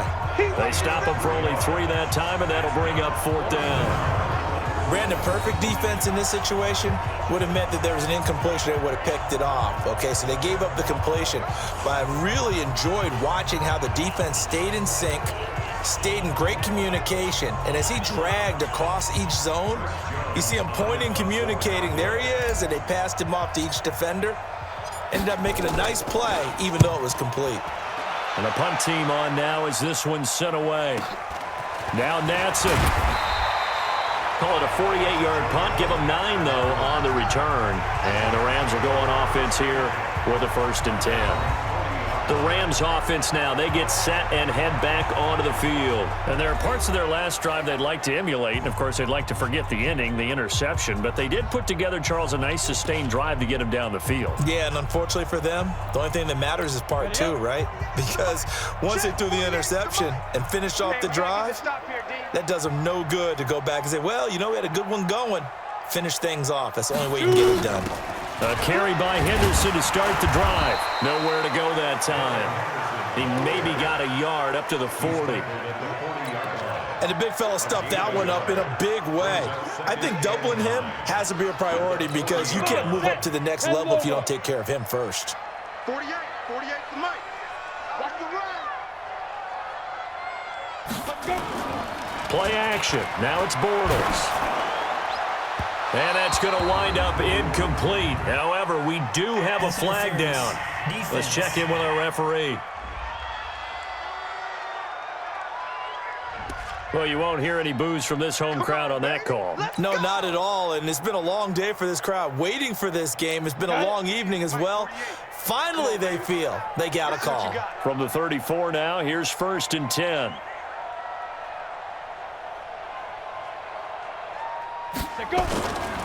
They'll run on 1st down. Brown. And that play is blown up, losing yardage back at the 35. That's going to go as a loss of 1 on 1st down. I know when I was a kid, I always got real excited when I saw those lateral type runs.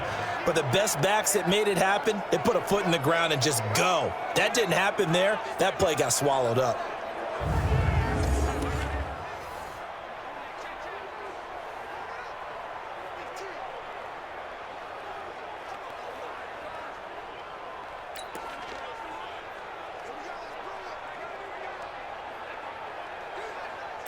Set up, 30 base. Okay, double up, double up, double up, double up.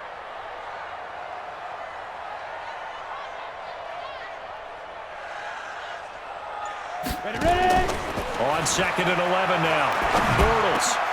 And this one incomplete. Too much contact to hold on to that one, and it's 3rd down.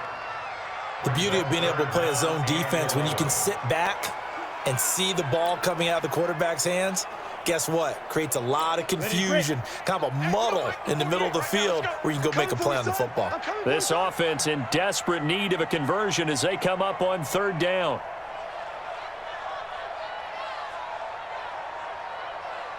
Big rip. From the gun, it's Bortles. That's into the hands of Reynolds. And they're going to be set up down around the 15-yard line. An excellent pickup of 20 yards.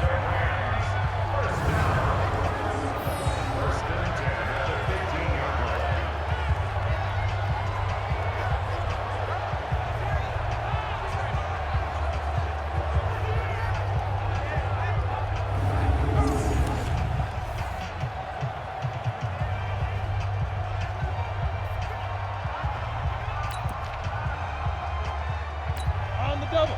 The mic. Check, 48's the mic. Double dog, that's the way.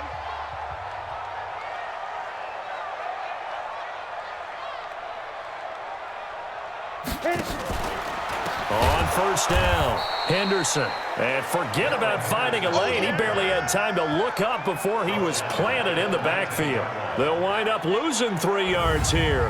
And that'll make this a 2nd and 13. Perfectly designed blitz right there. They took that one from the grease board to the field because they were able to free up their linebacker to get into the backfield and spill the play.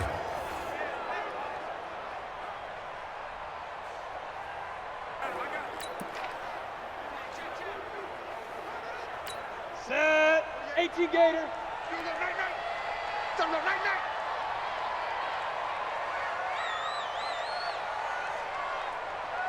Five. On play action, now Bortles. Back of the end zone, could he get his feet down? No, it's incomplete. Those throwing windows get a lot tighter near the end zone, don't they? And here's the thing. You already probably have 3 points in your hip pocket. You force a throw here and give up an interception, you come away with nothing. Especially tough in the middle third of the field where he threw that one. Get it. Bortles now to throw. That's taken in, complete to Reynolds. And they will get to him at the 7 and stop him short of the 1st down marker. They do get 12, but they'll be marked short. And that leads to a 4th down. Well, it looks like they got what they wanted. They got the completion, but they weren't able to break any tackles or gain nearly enough yardage to pick up the 1st down. Now to be 4th and short.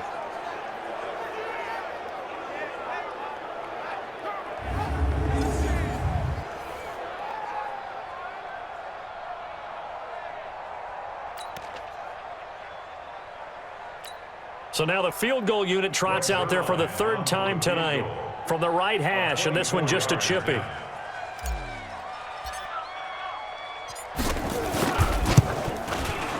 And Zerline's kick is good. And that'll get the deficit down to 15. So his 3rd field goal of the ball game brings him a bit closer, but there's no question they need to start turning some of these 3s into 6s. And 7s and probably even 8s. You know, as a kicker, you just head out when you're called upon, so he's done his job. It's the rest of the offense that needs to get it in gear. They want to close this gap.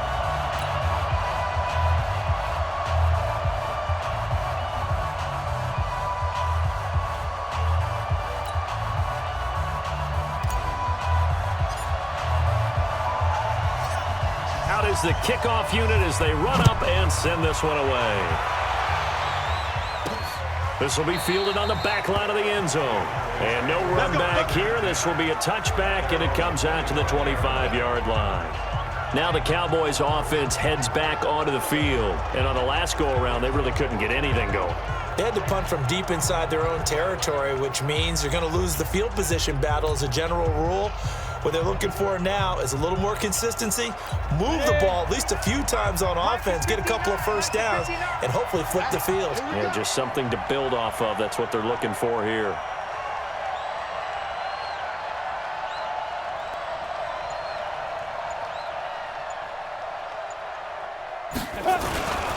They'll run on first down.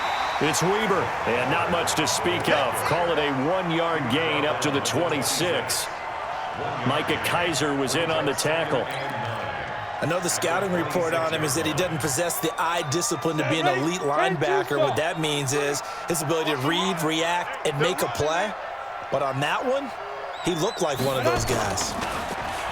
On 2nd and 9, rush. And he almost had it defensively. Could have been a game changer there in this second half. Instead, it's 3rd down. You're down 2 touchdowns. You just know defensively you absolutely have to come up with a big play. That nearly was one right there. Looked over at the sideline immediately after the drop and just saw the dejection. They felt it. They thought he had it. Unfortunately, couldn't come up with it.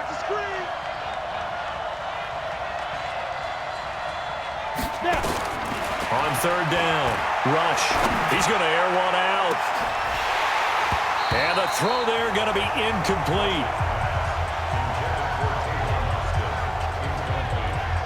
It's always a goal, and it's really nice defensively when you can rally to the football and make sure there's enough contact to force an incompletion. Force an incompletion and force another punt.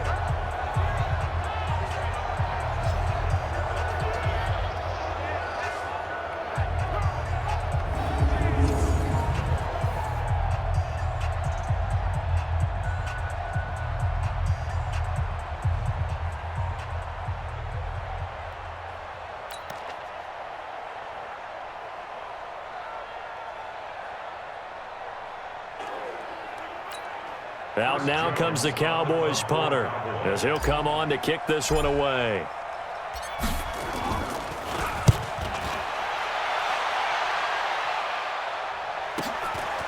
Here's Natson. An 8-yard return there after a punt of 47. And possession will switch hands, 1st and 10.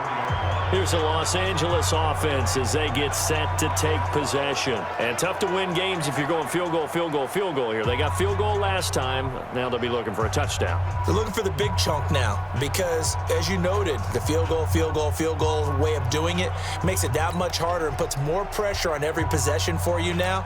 Go ahead and get 6 and feel a lot more comfortable about the position they're in. Bigger chunks. We'll see if they can get the score. They'll run with Henderson here to begin the drive. Not much there. Maybe a couple up to the 35. They tried a quick hitter inside, but that one was swallowed up because what they're hoping, those big defensive linemen will take the bait and move laterally and open up a crease that they can run through. Didn't happen on that play.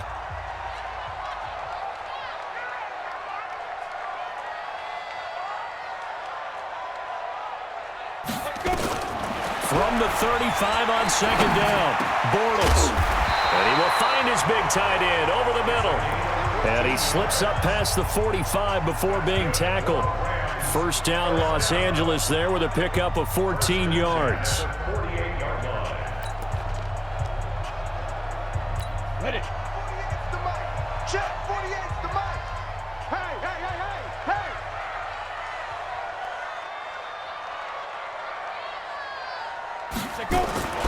On 1st down, Brown.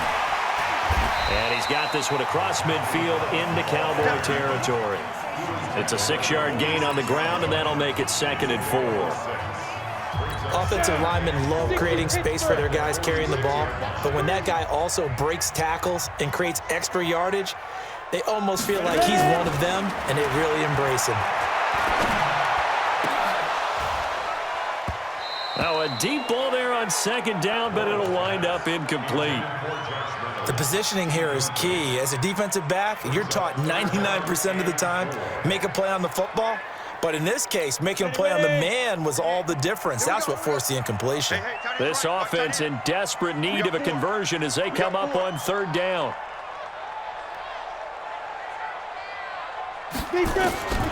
Here's Bortles to throw. Into a double team, and it's intercepted. Picked off at the 24. And he's going to take this one back to the 37-yard line. Well, there definitely was some juice on that pass. And while tight ends don't always have the same reputation for hands as wide receivers do, in this case, that ball was expected to be caught.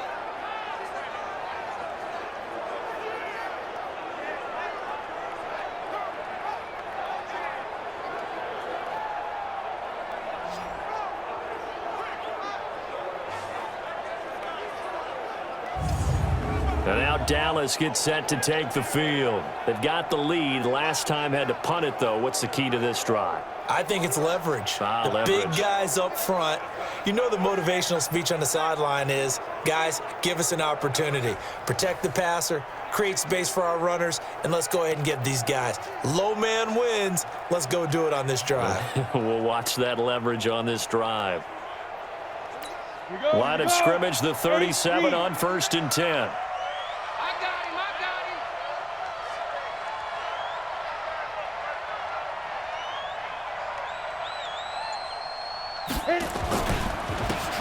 They run the counter. It's Weber. And a 5-yard gain gets him to the 42. Partner, I think from our experience together, we have learned that most offensive coordinators are going to tell you, if I'm going to run the football on first down, I've got to get at least 4 yards. They got 5 here. They've got to feel pretty good about that one.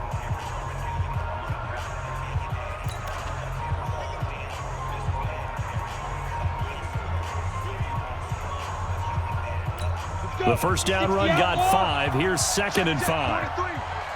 Go, go, go.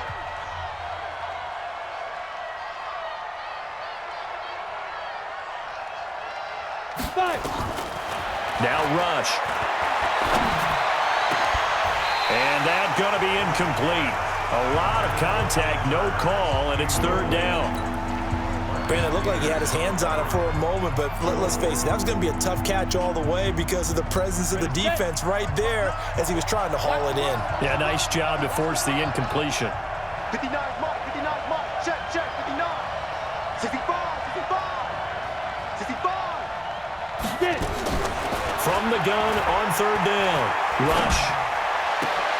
And he's got it to Hearns. 14 yards, good for a Cowboy first down. A little football 101 there. You just see the receiver try to run down the defender, meaning he goes right at him and really trying to move him a little bit towards the center of the field so he can put his foot in the ground and break to the out, to the sideline, and make a catch.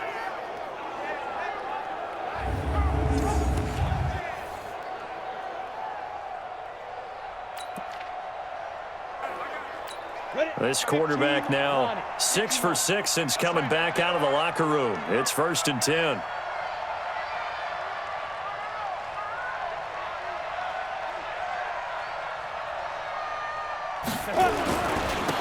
Here's Weber.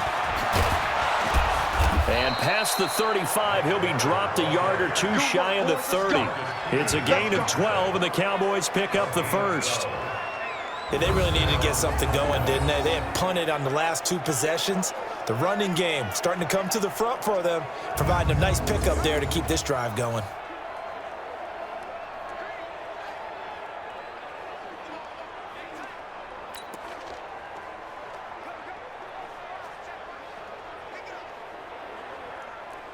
Here we go. 90 Wolf. Watch the screen. Pass.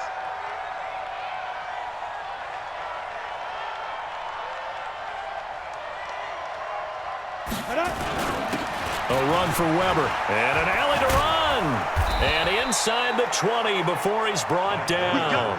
14 yards, good for a Cowboy first down. They're trying to show that they can run the ball and protect this lead. Give it to the backs, play a little bit of keep away, don't you think? And that's probably a good philosophy at this point, going to make that defense stand up and stop them.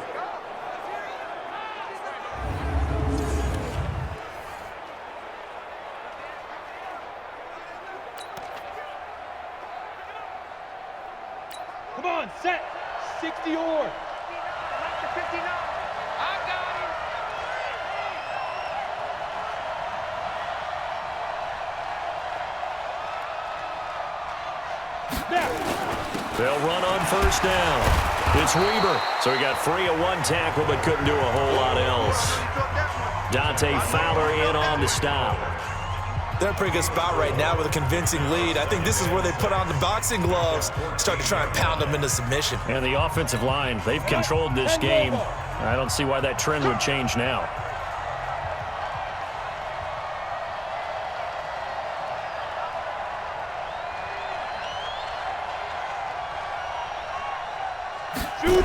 To throw on 2nd and 6. Rush. Weaving through traffic, and now he's free.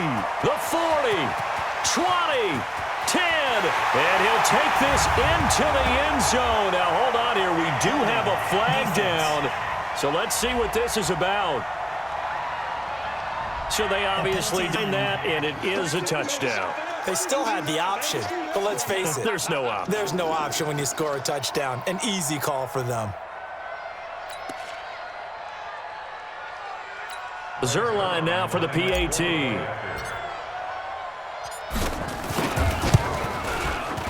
And this one's back to an 8-point game.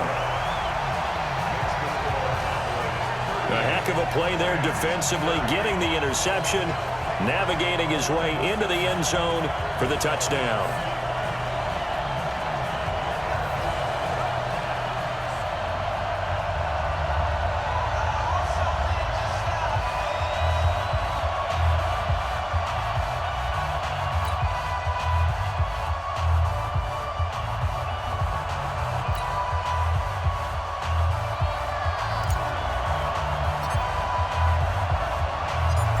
So they'll get another shot on offense following that pick six. And now the kick is away. And that'll carry over the back line of the end zone for a touchback. And now here come the Cowboys. And following the pick six, and they have decent field position in throwing that pick six. We'll see how they attack this drive. And I think all you say to your guy is, listen, let's just take care of the football a little bit better. Make some better decisions on this drive, and they'll probably help him a little bit with maybe some really high percentage throws early to let him get settled back in. But they told us, they've got confidence. That's not a problem. Yeah, not a problem at all. They just want to make sure they get things settled down a little bit for their offense and give their defense a little bit of a chance to rest. They'll start here with Jackson, and he will lose yardage and be backed up to the 24. It's a loss of a yard there, and it's second down. When this offense gathers to watch the tape, they're going to like a lot of what they saw. They put up big numbers, but they might fast forward through that last play. Oh, there won't be any fast forwarding, partner. I've sat in those sessions before. You end up spending more time on the bad plays than you do on the good ones. It's just the nature of coaches. But I know sitting in that room, when you've had a big game, the night that they've had, you don't want to hear that. You just want to focus on the good stuff. A loss of a yard there to start out. That leads to a 2nd and 11. From the gun, Rush. Looking for Hearns, and it's intercepted. Picked off by the Pro Bowler, Marcus Peters. And he'll take this back down inside the 20. So, my goodness, I would have thought this possible not too long ago, but that turnover there means we have a game again. Yeah, it's been a completely different team here in the second half. I just wonder on the other side of the field, where the starters telling the backups, get ready, you're going to get some playing time. And now guess what? Hope they didn't cut the tape off of their wrists and ankles. They've got to go back out there and play.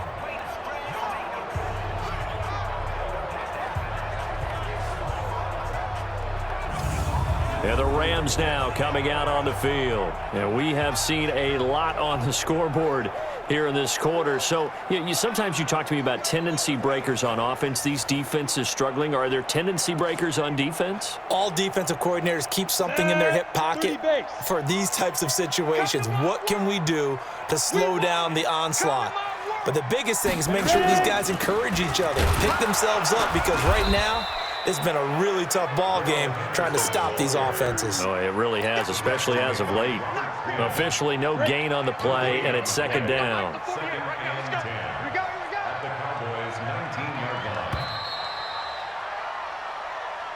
And that is going to do it for this third quarter of action. And that'll do it for the end of the third quarter.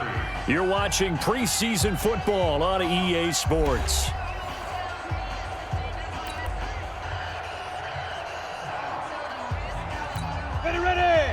get you, Gator. Come on. Hey, get in the weight room. Throwing on second down. Bortles. And the Cowboys' pressure gets there this time for the sack. The amount of sacks that they've absorbed in this game is absolutely extraordinary. Let's just face it. This offensive line, flat out, cannot handle this pass rush. It's been demonstrated time and time again.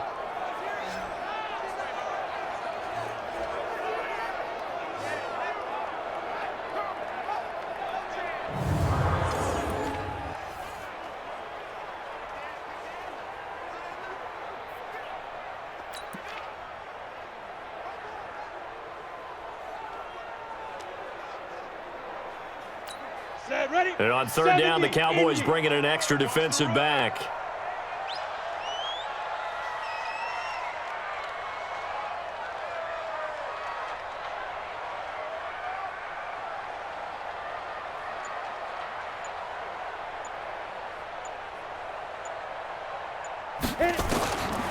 To throw, it's Bortles. And that is incomplete. You can tell they were hoping for a flag there offensively. Several on the sideline motioning, hey, why not a penalty? Why not a penalty? How would you see? Yeah, I think you've got to let them play, and the officials are instructed, if there's contact coming from both sides, no flag. Let them fight it out. And forces fourth down. Zerline's kick is up and through, and that'll get the lead down to 5. So an interesting call there to take the 3. I mean, I guess they're thinking that their hands were tied, but, you know, fourth quarter, that field goal might not help them that much in the end. Yeah, eventually they're going to need the touchdown. The thinking must have been they didn't feel confident about picking it up there, hoping maybe on defense they can get better field position, get a turnover, get a better play, and then they'll have a chance to attack the end zone.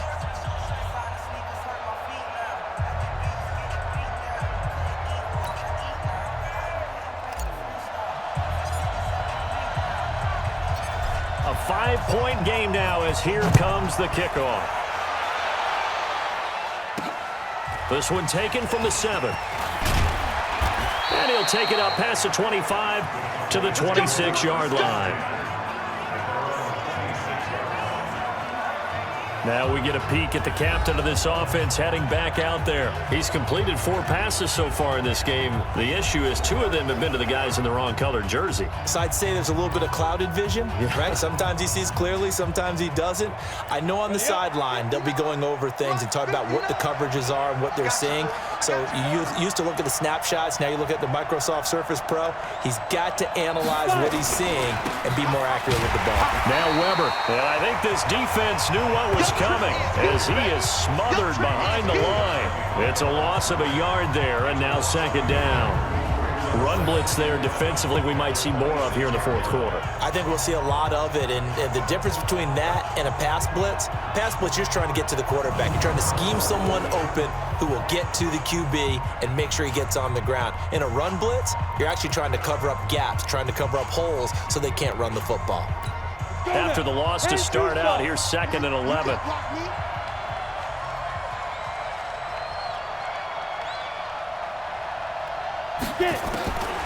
Operating from the gun. Rush. Open man is Noah Brown. And they worked this well upfield across the 45. Last play they got stuffed at the line. Different story here, over 20 yards.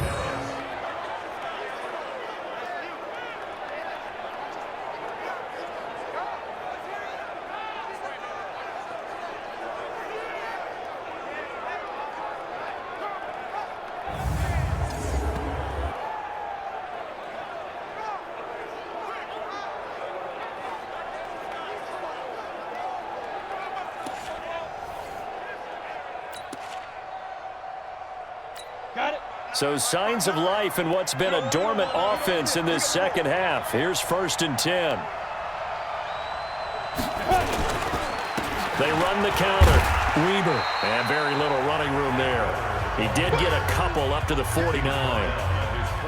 Offensively with the lead, you want to run the ball, keep the clock going, but you also want to still kind of be in attack mode too, right? So how do you do that and not come back on your heels? Think about all the practices we've watched where they have that tempo period to go over things just like this, where they describe the scenario, tell you what they're looking for, and make sure that they're still attacking, yet at the same time not going so fast as to leave too much time up.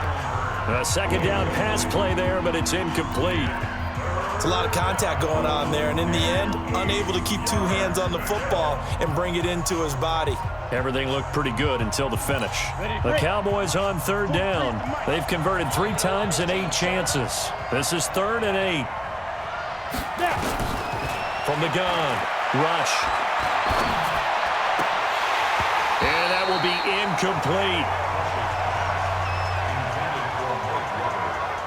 Critical play in this football game, because if they pick up the first there, that clock keeps rolling. Has to be a little frustrating for them because they know that if they pick up a first down there and continue to eat away at the clock, really increases their chances of closing this one out. Now they're likely going to have to give the football up and sweat it out on the sideline. And now out on the field, here comes Los Angeles. And after the field goal last time, we'll see what they can get here. At least they got points out of the last drive, Charles. I never met an offensive coach that didn't want to drive to end with a kick. Most of them wanted to end with a PAT, right? In this case, a field goal, they'll take it. Way better than the alternative, which is a punt. Yeah, but you met fan bases that wanted that, that weren't happy with that field goal. I haven't met a fan base yet that wants to drive to end with a kick, other than the extra point. That's it. Now Bortles. And that is incomplete. He couldn't hold on through the contact. Brings up second down. You get a tight end like this, and you know he's used to dishing out punishment, but here, he's the one that has to absorb the contact, and as a result, unable to hold on to the football. After the incompletion, here's 2nd and 10 from the 20.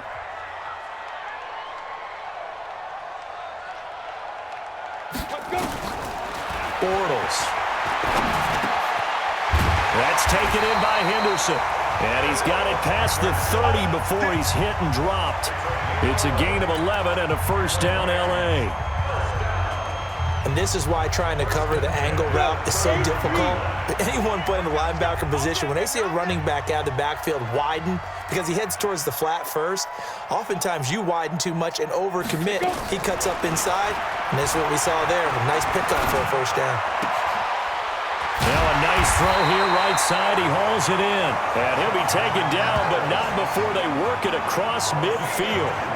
Chewing up big yardage. Another nice gain there. This one goes for 20.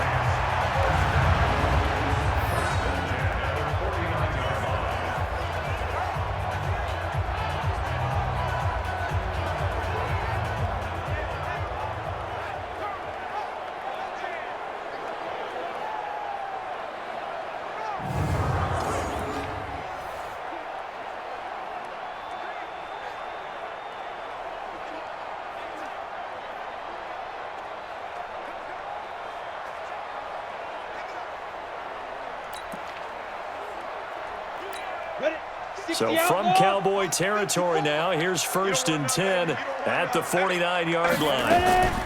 On the draw, this is Henderson. And they're able to swarm him behind the line, and his rough night continues. That's going to go as a loss of a yard, and it'll be 2nd down.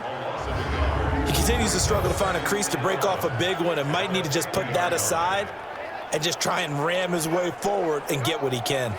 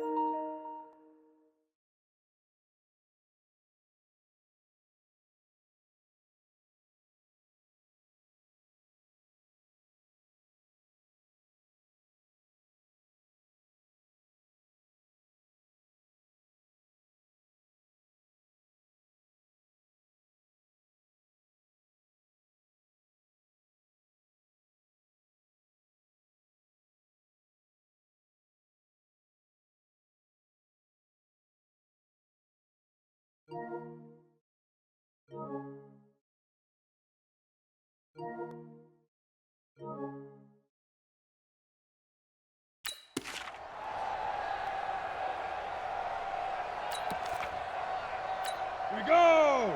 15 line. 15 line. Watch the out, watch the out. Big grip, big grip. From midfield, here's Bortles. Wide open receiver complete. And he's going to have another first down here as the tackle's made at the Cowboys 36. So from the 36 now, 1st and 10.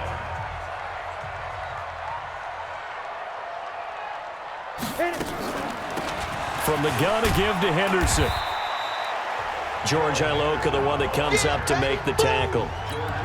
I call that play a success. A nice inside run sets up a very manageable second down. A very solid gain on that play.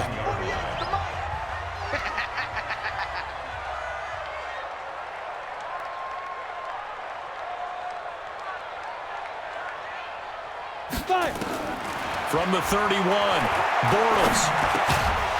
He'll find Reynolds over the middle. And he's going to have another first down here as the tackle's made at the Cowboys 21. Tell you what, he's been able to put the ball in some tight spots all game long. That throw, no different. Yeah, a lot of people would call it a gutsy type of a throw. I think he looks at it as, I can do it, so it's not that big of a deal to me, and I'm going to keep firing. We got to get to the ball. Let's keep moving.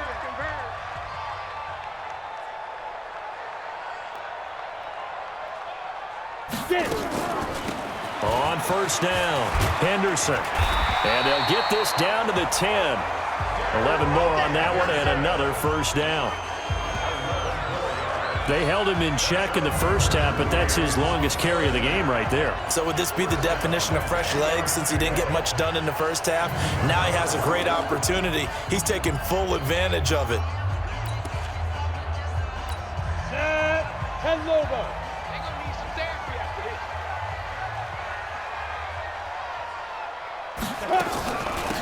They'll run here with John Kelly. And the stop will come inside the 5 at the 4. It's a 6-yard pickup, and it gets him to 2nd and 4. This has been an up and down, back and forth type of a game, hasn't it? Maybe this long drive, take a little bit of the wind out of their sails, kind of settle things down a little bit.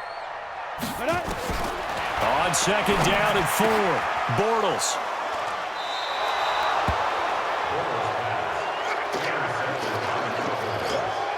Well, that puts a little bit of a wrinkle in their comeback bid. Yeah, everything had turned around for them, hadn't it? I mean, things were now going their way.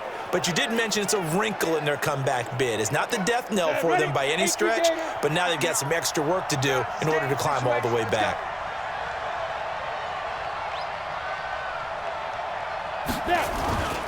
They'll run on first down. Weber. And he's taken down, but able to slip across the 35. 17 yards on the play there, and the Cowboys have a first down. Well, Brandon, pace comes into play now because they've got the advantage. They've got the football, but they've got to be very careful about what speed they're going to play. You know, my music teacher back in New Paltz, Mrs. Bythema Bagley, used to say, don't go prestissimo when you really want to go largo. And what she meant by that is don't go too fast when you really want to go at a nice, slow, deliberate pace. I am speechless. I am without speech. One play has him to the 37 here for 1st and 10.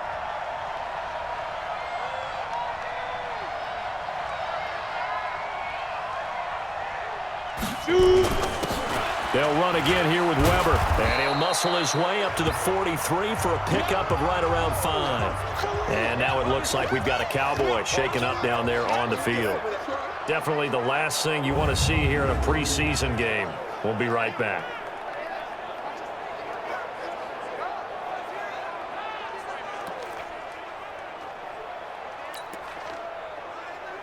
Let's go now. 70, Indy.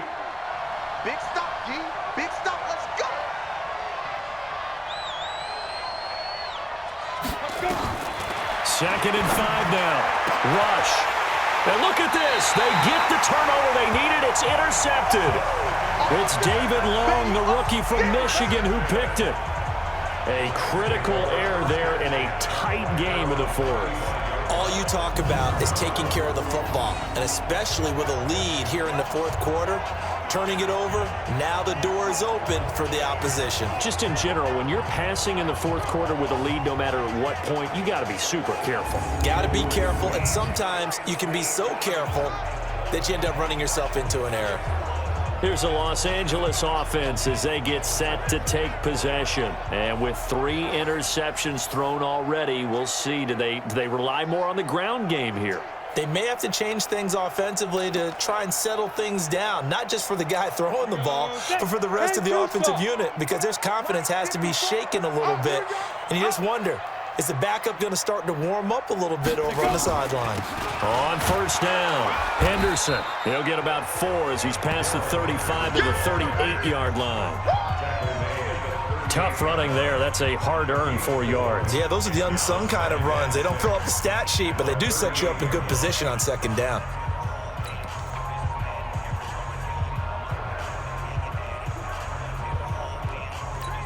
Following the pickup of 4, here's 2nd and 6. We ain't giving up nothing today.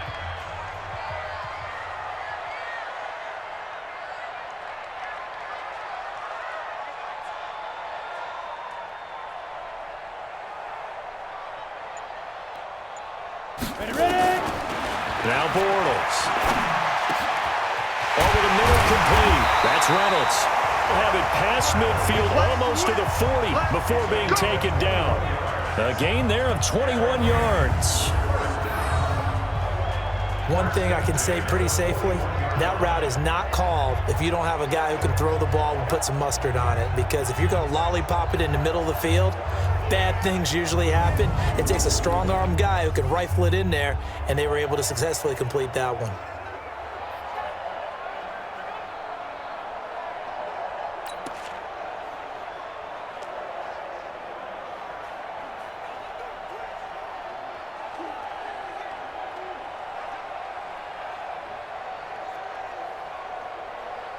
Here we go. So from Cowboy territory now, here's 1st and 10 at the 41.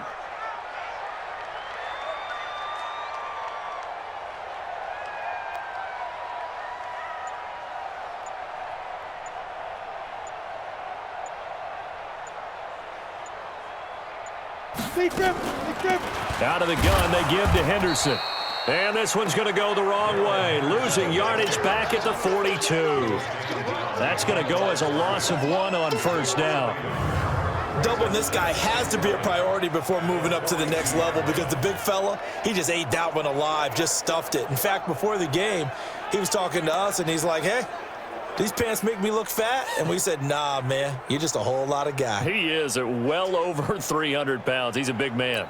Let's go. 60 Pittsburgh. 48's the mark. I got you, son.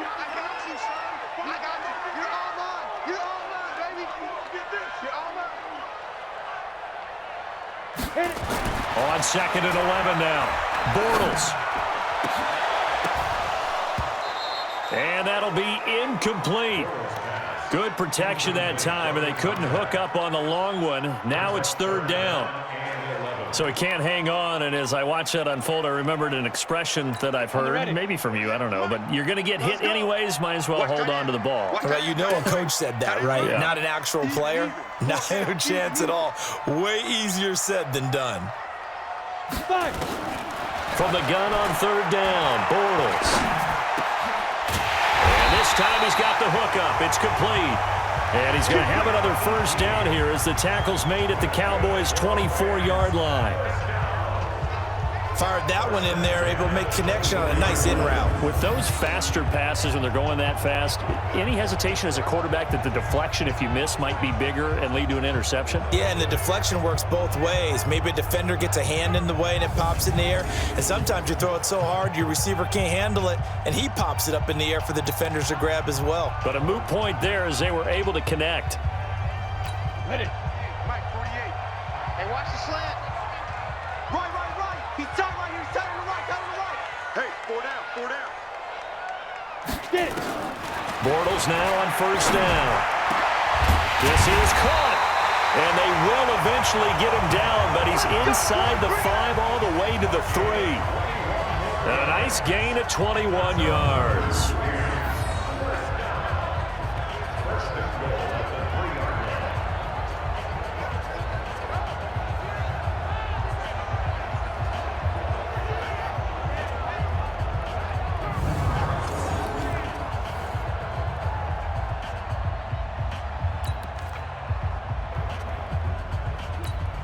big plays in succession. Not sure this D knows what hit him, but now they got to get ready. It's 1st and goal.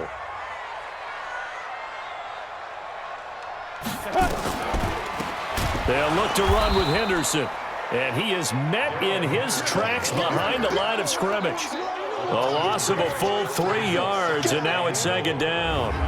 This linebacking core, they've done a good job of keeping that running game in check, haven't they? They certainly have, and what they'll also do when this game is over is thank the guys up front, the big defensive line, because they've kept them clean, so to speak, not letting blockers get to them, allowing them to run to the football and keep that running game bottled up. 2nd and goal from the 6 this time. Let's go. Squeeze, squeeze, double, double.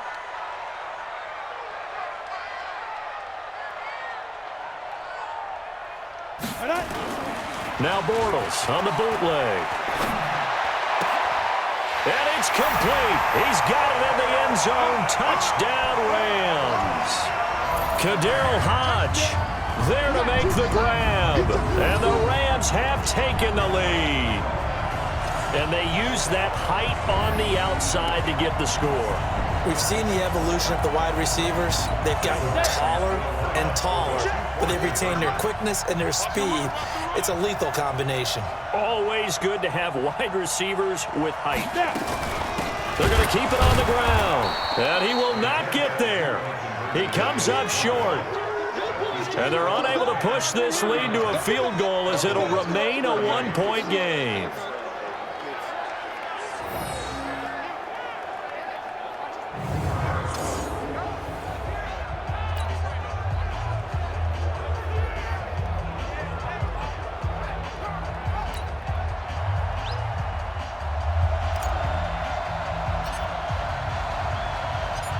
The kickoff team on the field now as they will send this one away.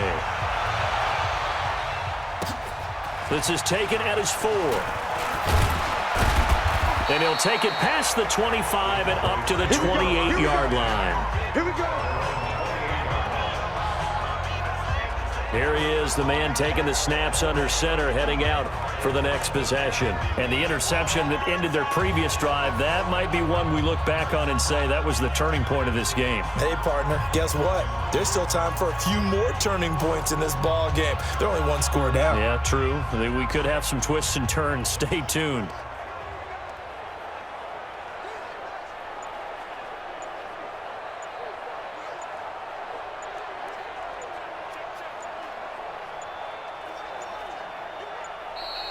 Now problems right out of the gate. We're going to get a delay.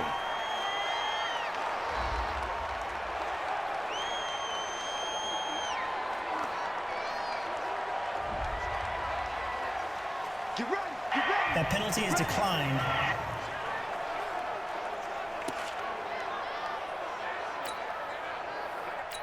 Now the offensive penalty has us back where we started as they come up on a 1st and 10.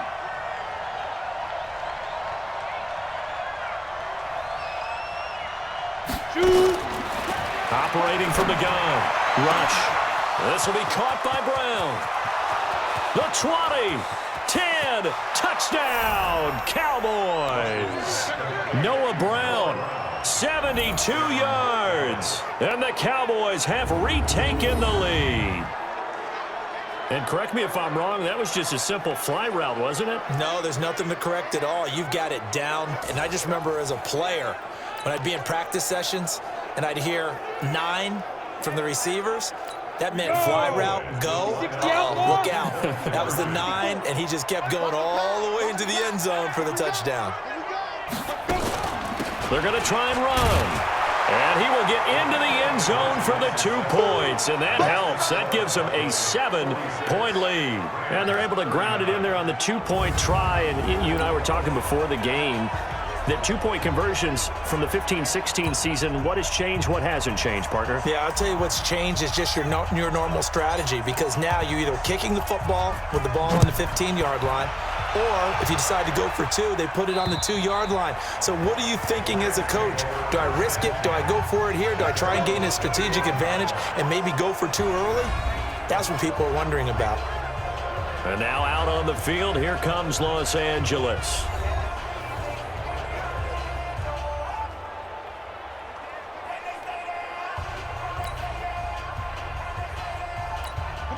Bortles and the Rams going to come up on a 1st and 10 at their own 25-yard line. It's just me and you. It's just me and you. Here's Henderson. And he'll wind up with about 6, up past the 30 to the 31. Let's talk a little football 101 here, because one of the keys to advancing the ball downfield, success on 1st down. Huge difference, as we know, between 2nd and 4 and 2nd and 8 and 9. The last run got 6, now 2nd and 4. I'm going back to you.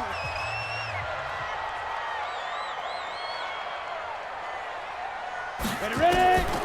Bortles going to throw. And his throw here's incomplete. Today's NFL, these big guys are featured receivers. They move them all over the place to try and find good matchups, and they had one. They were just unable to complete the pass. This a big play for both sides. What will we see here? 3rd and 4.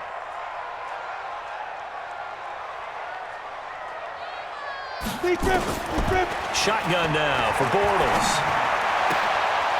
Throw left side to Reynolds. 7 catches for him now. Last one, a 1st down. They like going to him in the slot. He catches another one. I think this comes under the heading of, until they stop him, why not go back to it? He has something going really well. Great working relationship with the guy throwing the ball, and they keep making the connection.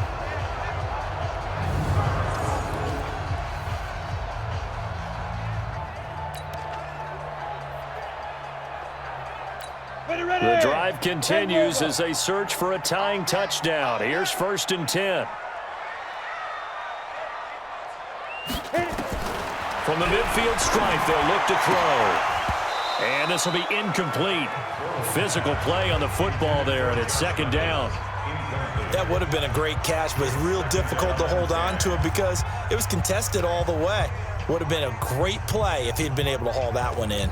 An incomplete pass on down. That leads to a 2nd and 10.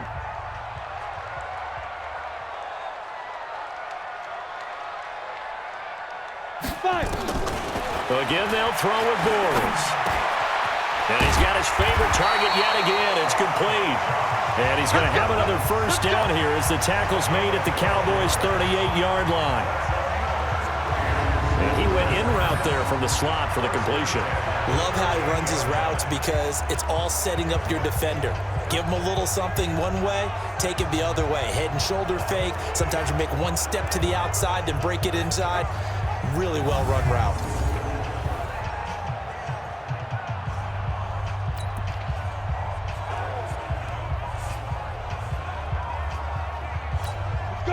So here's a 1st and 10 at the 38. Right here, right here. Get it. Bortles to throw once more. They'll get this into the hands of Hodge. And they're able to get this one past the 30 down to the 25. That's a gain of 13, 1st down Rams.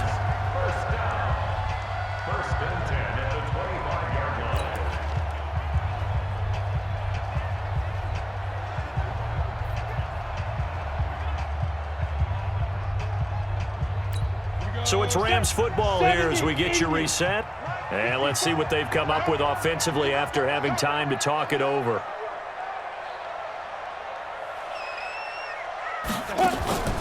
They'll run on 1st down. It's Henderson. This will be a short gain of 3 before he's brought down at the 22. 3 yards on the pickup there, and it'll be 2nd down. 3 yards on that last carry. Here's 2nd and 7.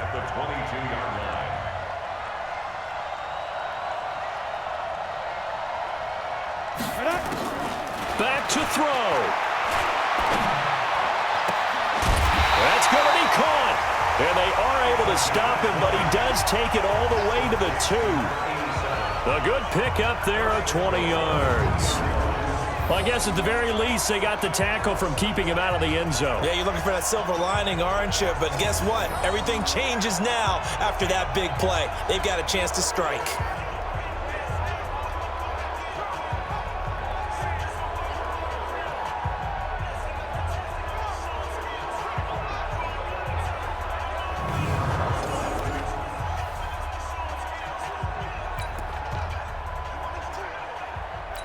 A looming decision to make on the conversion, down 7, but first things first, they need to score as they come up on 1st and goal. Check curls, check curls. They'll give it here to Brown. And this one will wind up with him losing yardage back to the 4-yard line. It's a loss of 2 there, bringing up 2nd down. Partner, you get about 20 coaches on your payroll, but there's 60,000 of them in the stands. I don't think any of them like that play. And the later we go, it's starting to sound like 100,000 in here.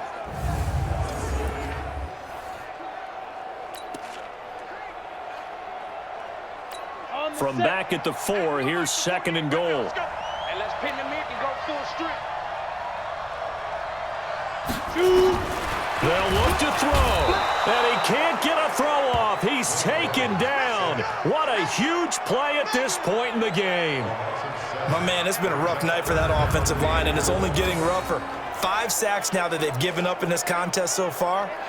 It feels like the witching hour out here, doesn't it? Okay, stupid question. What's the witching hour? Yeah, the witching hour. That's when everything goes haywire late at night.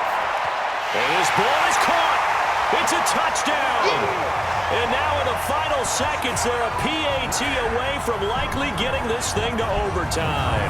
Obviously, the excitement level here is almost a fever pitch. Down 1 is tempted to go for 2. I say you go ahead and kick the extra point. You got the home crowd carried into overtime. I'm with you. I do see some fans, though, holding up 2 fingers. Easy now. Yeah, but they're not the ones who have to actually make that call, are they? Don't forget the extra point. It's up and good, and we may very well be headed to overtime. A pretty long drive that time, 11 plays all told.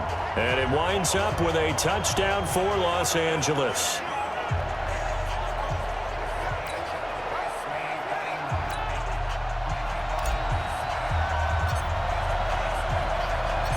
So here comes the kickoff now, all even here in this 4th quarter. This is taken at his 4. And he'll get it up to about the 26-yard line, just across the 25. About set for this next drive by the Cowboys offense. Tie game, and barring something incredible here, we're likely headed to overtime. And just a couple of scenarios here to keep in mind. One, if you want to be really aggressive, you do throw the Hail Mary and see it something downfield. What would you do? What I would do is either hand it off inside, or more likely I take a knee and let the clock run out. Because if I'm back there trying to throw and a sack happens, the ball free, I can lose the game here. If I get to overtime, I can still win it. Let's see if they are in line with Charles Davis. It's a little teaching moment here. Overtime rules. Remind us how this goes, partner. Okay, so in the past, we had sudden death. First team to score wins, but no longer.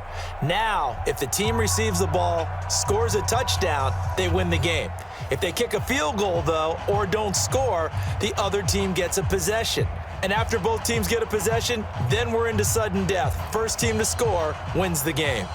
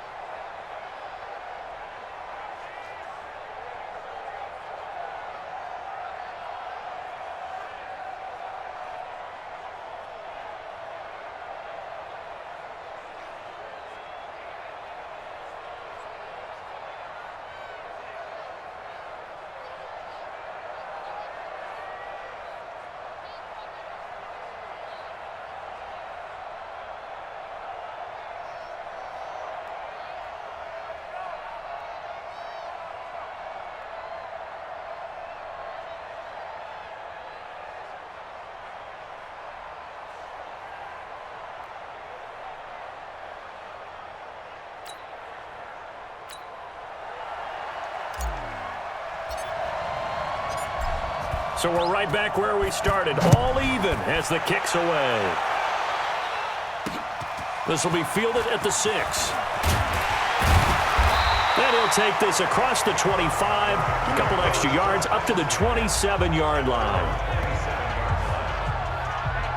And the Rams getting set to go now. They control their own destiny here. They have the football in overtime. Obviously, a touchdown would win it. And I think teams around the league are still adjusting to the idea of going downfield, scoring a touchdown wins the game, because they were used to just going downfield and trying to get in field goal range to win a game. Still having to make that transition.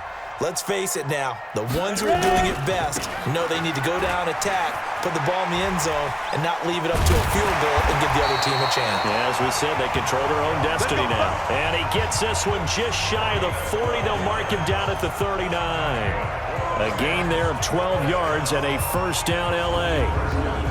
And that's the big fella's MO right there. Running through tackles, keeping the sticks moving forward. This defense, if you don't bring 11 guys to the ball to try and get him on the ground, he's going to keep making runs like that. I feel the press box shaking every time he touches the rock.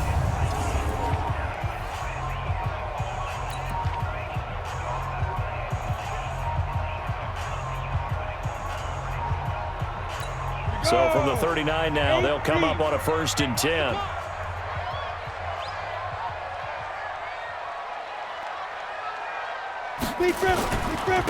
They go right back to the ground here, and Brown, and able to get a couple as he's across the 40 to the 41. Well, he was looking for some running room, and there wasn't a whole lot of it there on that play. I think he was lucky to get a couple yards out of it, because those defenders, they were rallying to the football pretty quickly.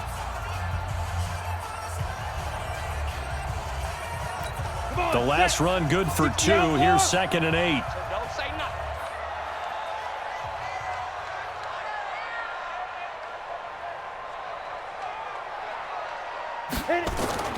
First throw of overtime for Bortles. That's into the hands of Reynolds. And he's into the end zone for the touchdown and the game winner in OT.